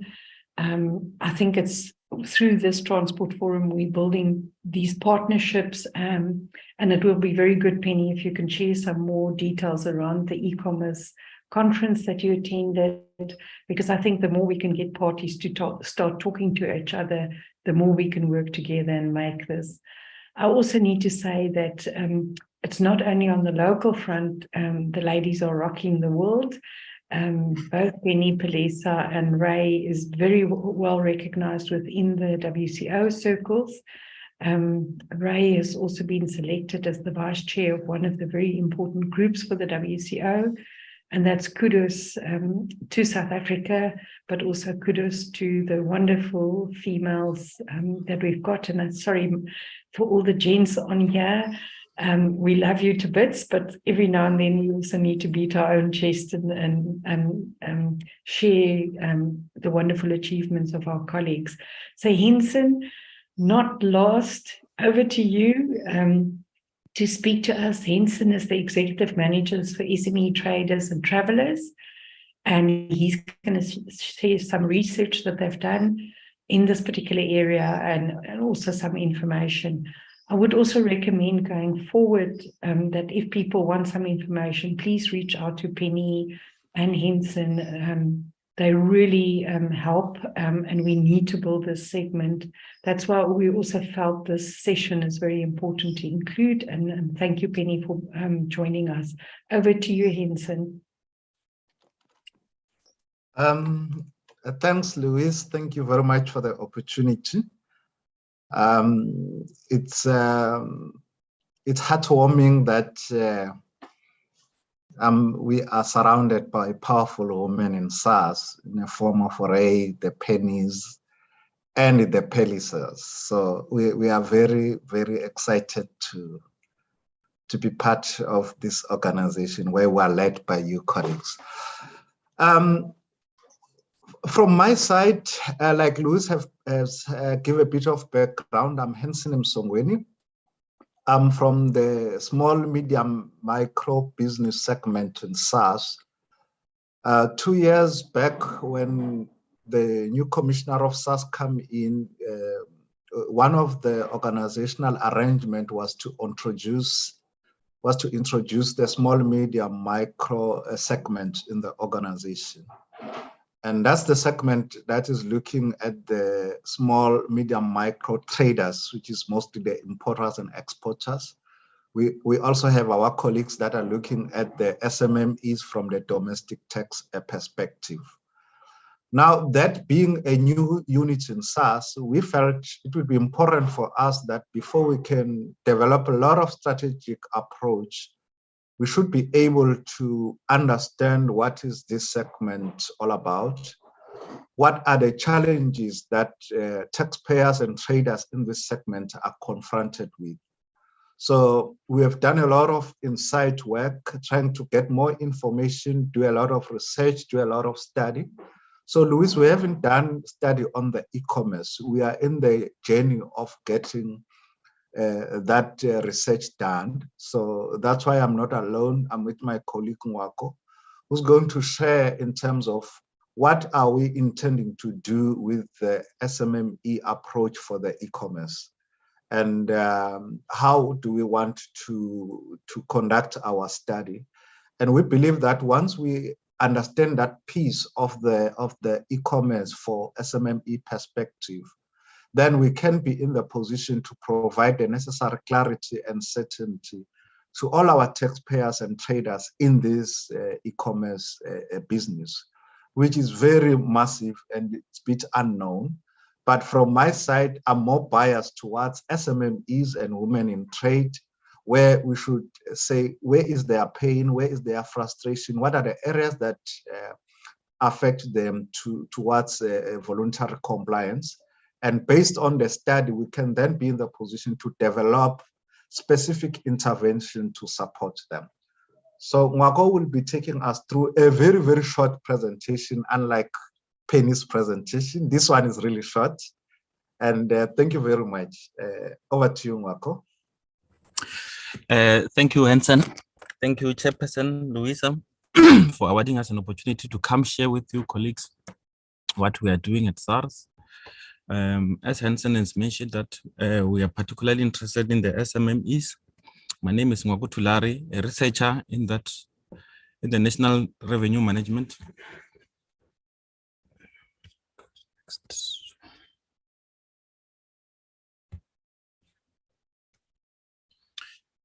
Introduction and background in what we are doing. The research team has been requested to investigate the extent to which the e-commerce industry is tax compliant. In order to achieve the latter, the team decided to conduct a case study on the advice of the SMTT head. This entails investigating the entities that buys and sells goods and the services using online platforms in line with the definition of e-commerce. Alistair earlier on in his presentation mentioned that, for an example, Takealot started with about 400 clients, and then now the clientele base has grown. Those are the online service providers that we are looking at. Those are the people that we want to see, we want the data from, and then we want to match it with our internal data.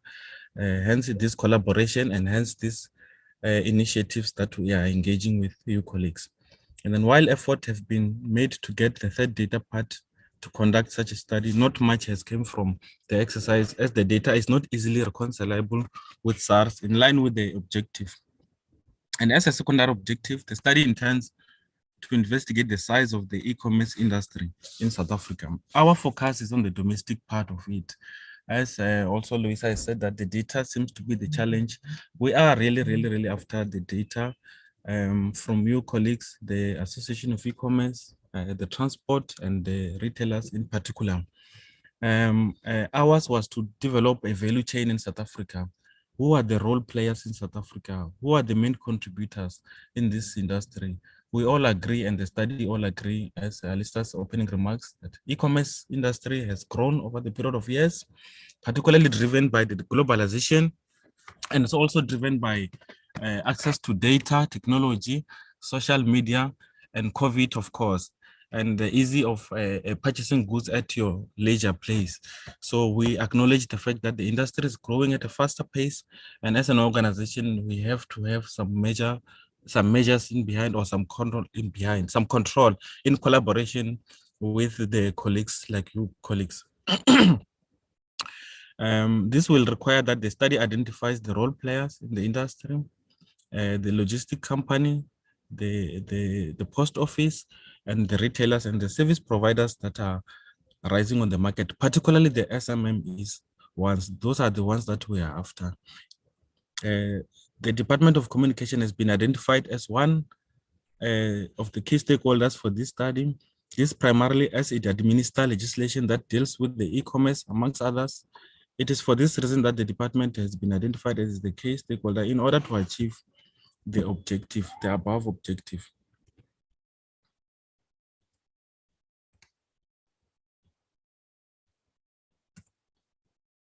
And our aim and objectives in the study, the study, as I've indicated earlier on, aims to investigate the extent to which e-commerce industry is tax compliance. This entails determining the extent to which those entities that buys and sells goods using online platforms are tax compliance. the registering, their registration, looking at their registration, filing, declaration, and their payment in order to achieve the study intends to identify online platform providers. The team will request the third-party data of the entities that use online platforms. And with such, I have to emphasize that this is the effort that the organization is doing in partnering with stakeholders such as you, in order to identify whether there is a gap in the legislative, whether there are challenges in the industry, so that we can meet them halfway, we can educate them, not just coming as part of an enforcement, as Mepeni has indicated, that we are just not harsh coming to these role players as a harsh organization, but as an organization who wants to collaborate, who wants to partner, who wants to assist this industry. So we are after the data, we're looking at the data of the SMMEs. Who are these players that are in this industry? Little much is known about this industry because we've been overtaken by the event that we've mentioned, globalization, the rise in technology, COVID. So this is the fast moving and the fast growing sector in South Africa and across the globe. So the data that we are requesting for, ultimately we're going to use the results of the case study to determine the compliance of the rest of the e-commerce. It is big, we understand, and we have sampled few entities so that we can mirror their data with the internal data that we have at SARS and look at the gaps, see how we can educate, see how we can reach out to them through your association, through the colleagues that are in this platform, so that we can make this thing work through this collaboration. For the purpose of this study, the sale of services will be excluded. Depending on the outcome of the proposed study, the team will consider extending the study to include the sale of services. Services, we are referring to the buying of music, buying of softwares. So the study here is ultimately looking at the goods, the movement of goods in South Africa. So the work that has been done so far, we have got the research team has conducted the literature review to determine the factors that makes this industry to grow, which is your globalization, technology, COVID-19. We've made effort to engage our stakeholders to understand the role players from different associations. This is the platform. This is the best platform today because it includes all the association or some of the associations that are key in this industry. And then we're going to share or request information sharing, such as data or any other challenges or any other information you might want to assist this research or this study. Also to try to understand the nature and the character of this industry by determining the size of the industry, particularly the SMMEs leg of it. We are just saying that the e-commerce is on the rise. E-commerce, people are preferring e-commerce than the traditional way of buying, but we don't know how big the industry is. We don't know who's who in the zone. We don't understand the character and the nature of this business. Everyone is just participating. Your Uber is on the rise, delivering various types of goods. As an organization or as the regulator, one of the regulators, we want to collaborate with you colleagues. We want to collaborate with the Department of Communication. We want to collaborate with the trade industry, competition commissioner, to see how best we can assist this organization or these activities. And also trying to determine the tax compliance of this industry in terms of the registration, filing, declaration, and payment, as I've indicated earlier on. The work done so far in terms of data collaboration, we have secured some of the data from our big entities like your Takealot, since it is the biggest one, and your DHL, we've engaged them previously so that we can try to see who are the users and the volumes. What is the magnitude of these users that are operating in their space, as Alista has indicated earlier on, that it's on the rise. With such information, we want to match with our internal SARS data to see whether these people are compliant, if they register to their correct taxes type that they need to pay as you earn, your VAT, your domestic VAT, and your income tax. Are they being the compliance? How do we educate those entities? And in our engagement with the Department of Communication, they have highlighted their willingness to assist us in fulfilling our objective by extending our request to other stakeholders that are dealing with the e-commerce activities, like your colleagues that are in this platform today, Some of them were .ZNA, Association of E-Commerce, particularly for the information sharing and the data sharing, while we try to understand this phenomenon. The data requirements in this pursuit to achieve the strategic intent, SARS has developed an approach based on the voluntary compliance. Some of the SARS strategic objective and the support voluntary compliance are provide clarity and certainty of the tax obligation, make it easier for the taxpayer and traders to comply and fulfill their tax obligation, work with and through stakeholders to improve the tax system. And then the reason we engage the Department of Communication and Digital Information is believed that they are the register of all online sellers of goods and services in this sector. And as Louise and Alistair have indicated, that data in particular is the challenging one. The accuracy of data in this regard is the main challenge one, but through our collaboration and through our sharing of information, we believe that we can cluster the information that we have. We can match the information that we have and see how we improve such kind of a challenge in this industry.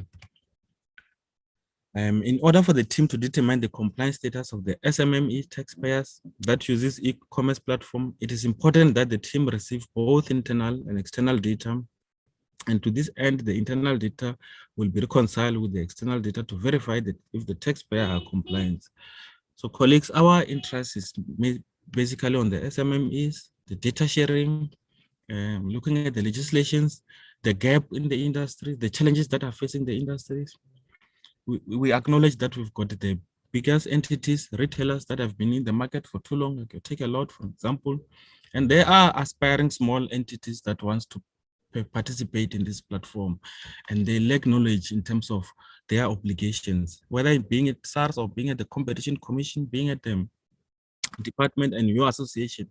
Those are the information or the information sharing that we are after in terms of our approach or in terms of the meeting the objective and aim of this study. Having said that, colleagues, I think my presentation ends there. Thank you.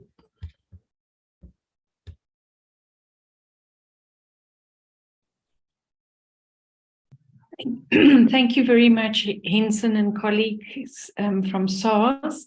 I must just also apologize. Penny and Palesa had to run to another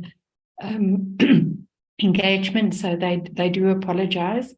But I think what your presentation has shown is that we're all struggling with the same problem in terms of what is the size and what is the monster that we're dealing with.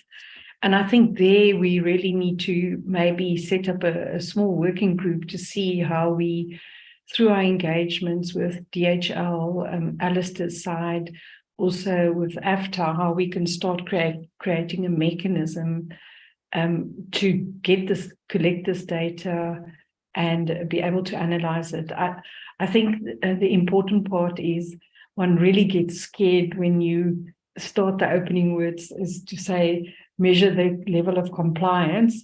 I think we need to package it slightly differently, and maybe Kathy and DHL and you guys and Coldplay can give us a little theme song here that we make it quite funky, that everybody wants to join us. But I think it is very important that we do realize that getting information in this sector is going to be a challenge, and we're going to have to find some innovative ways to work together in getting that. So I'm going to open the floor. We are running very nicely on time. Harry, we eventually, with the last session this year, got it right now. I'm going to open the floor to some questions from the floor. If we, Harry, if you can help me with any of the hands that are going up, happy to get some questions from the floor for our speakers. Thank you, Louise. Can you ask that the panelists please switch on their cameras, the videos, so that I can bring them into the panel, and also unmute.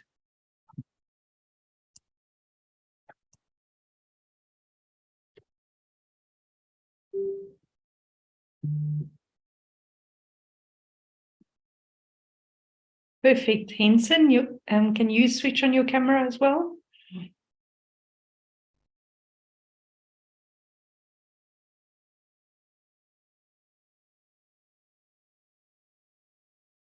Perfect. Thank you, Harry. This is now the scary part, because you're not only on this screen, you're also on YouTube. So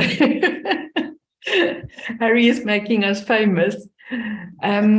The floor is open. Is there any questions, particularly from the audience, that anybody wants to raise their hands and ask some questions? Yeah, the people can raise hand. Use at the bottom of your screen, there's a more action or a reactions action that you can select. I see Gwen's hand is up, Louise. Thank you very much, Gwen. Over to you and welcome to the session. Thank you very much. A very, very insightful session and huge information. I would like to pick up on the GS1 comment, because what will be critical is common identification. And typically we are looking, for instance, at locations, be that a company, be that a warehouse, be that whatever the case might be. We also are looking at identification of product, and that is where GS1 comes in again, particularly when you get to retail. And GS1 is going through a review of their global data model. They have developed global repositories for global location numbers, which is location, as well as GTIN, which is the global trade item number. And that is anything that goes through point of sale, it's that identity. But it goes back all the way to the first point of process or commercial entry, typically. And what we are looking at is taking it in what they previously called GUSI, the Global Upstream Supply Initiative. Louise would remember that. WTO was involved, and we were looking at wine at one stage, a wine program. But I don't see GS1 participating in this forum.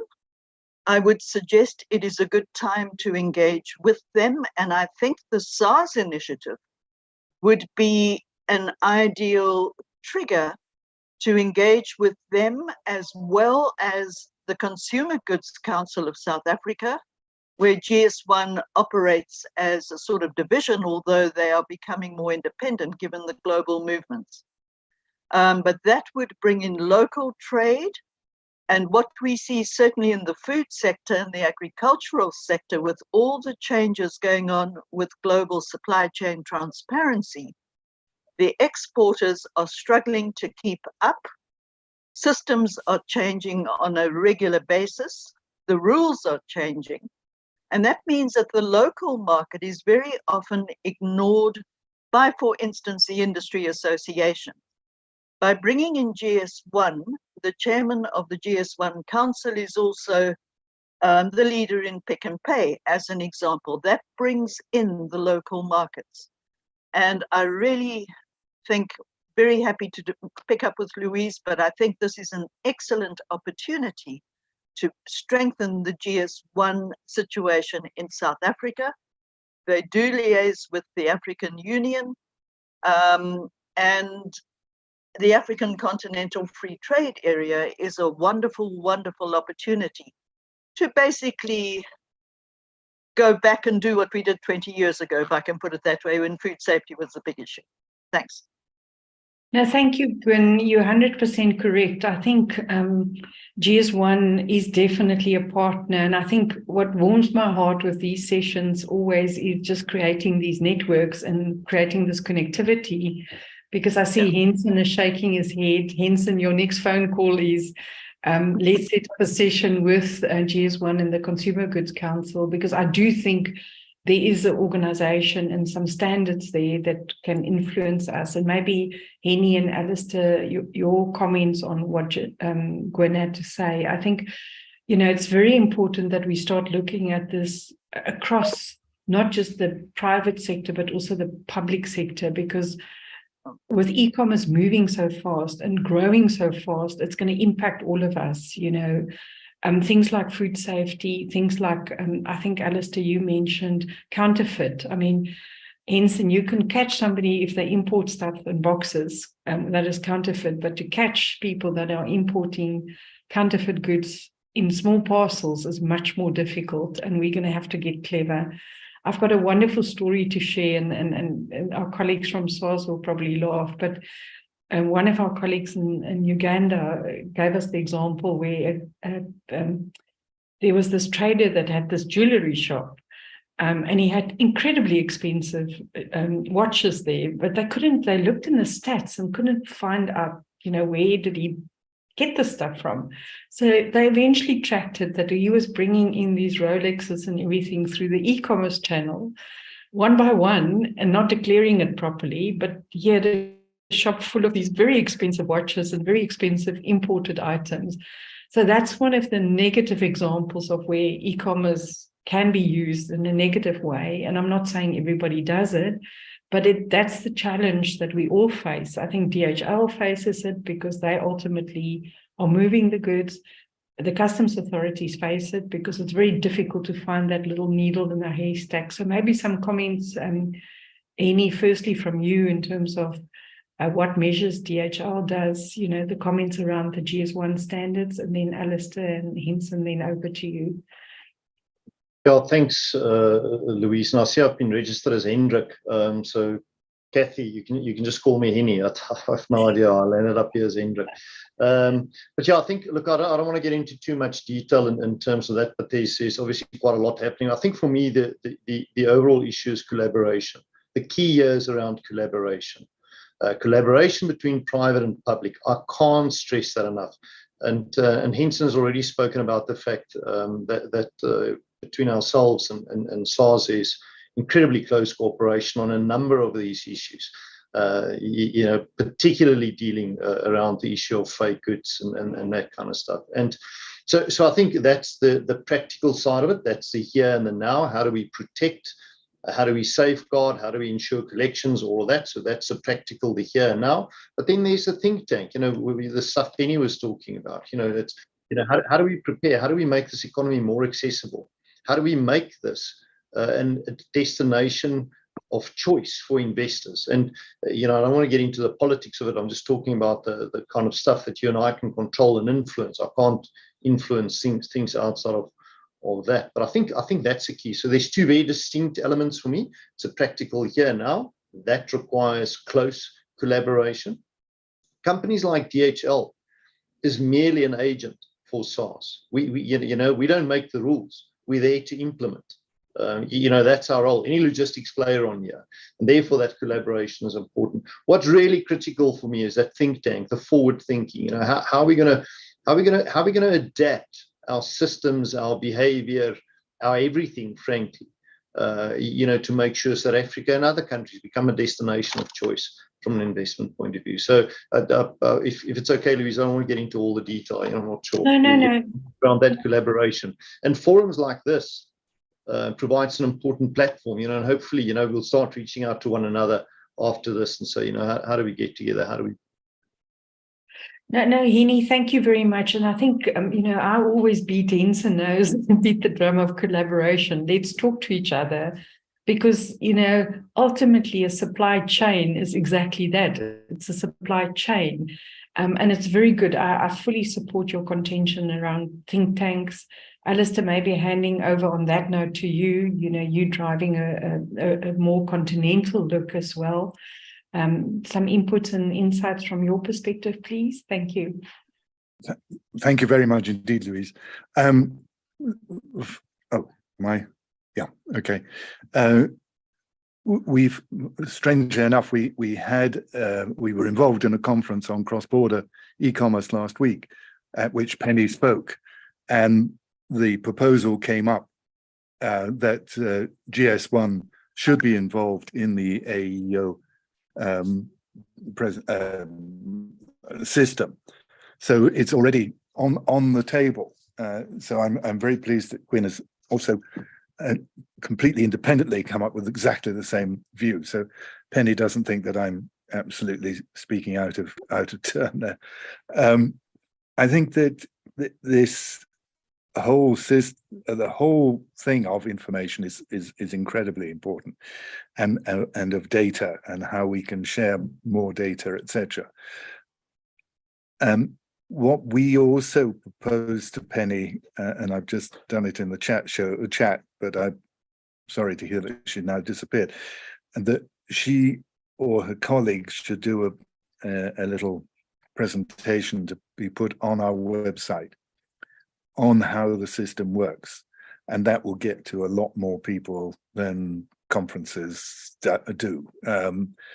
It is difficult to get to the actual practitioners. They're not used to sharing things with government, and indeed I remember having conversations some time ago with one potential member who said, no, I don't want to become a member because I could be identified by SARS as a practitioner, and then I'd have to apply and do my taxes, and I don't want to do that.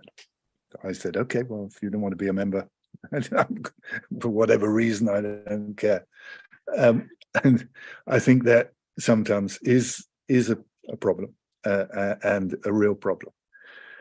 When it comes to the whole question of the SMEs or SMMEs, I've contacted in the chat with Henson, and we will definitely talk about this. I will get some of my members, including a leading academic, to join in that conversation. I think that's a very good idea. We'll do that at the beginning of next year, because I do believe that whatever happens within, for example, the third party who are selling on different platforms, Massmart is one, obviously Takealot is another.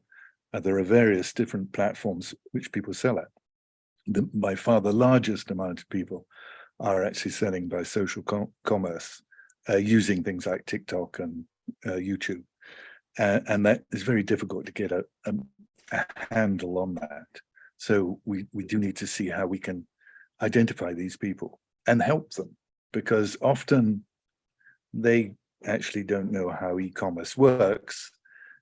And what then happens is that the product is sent to a consumer.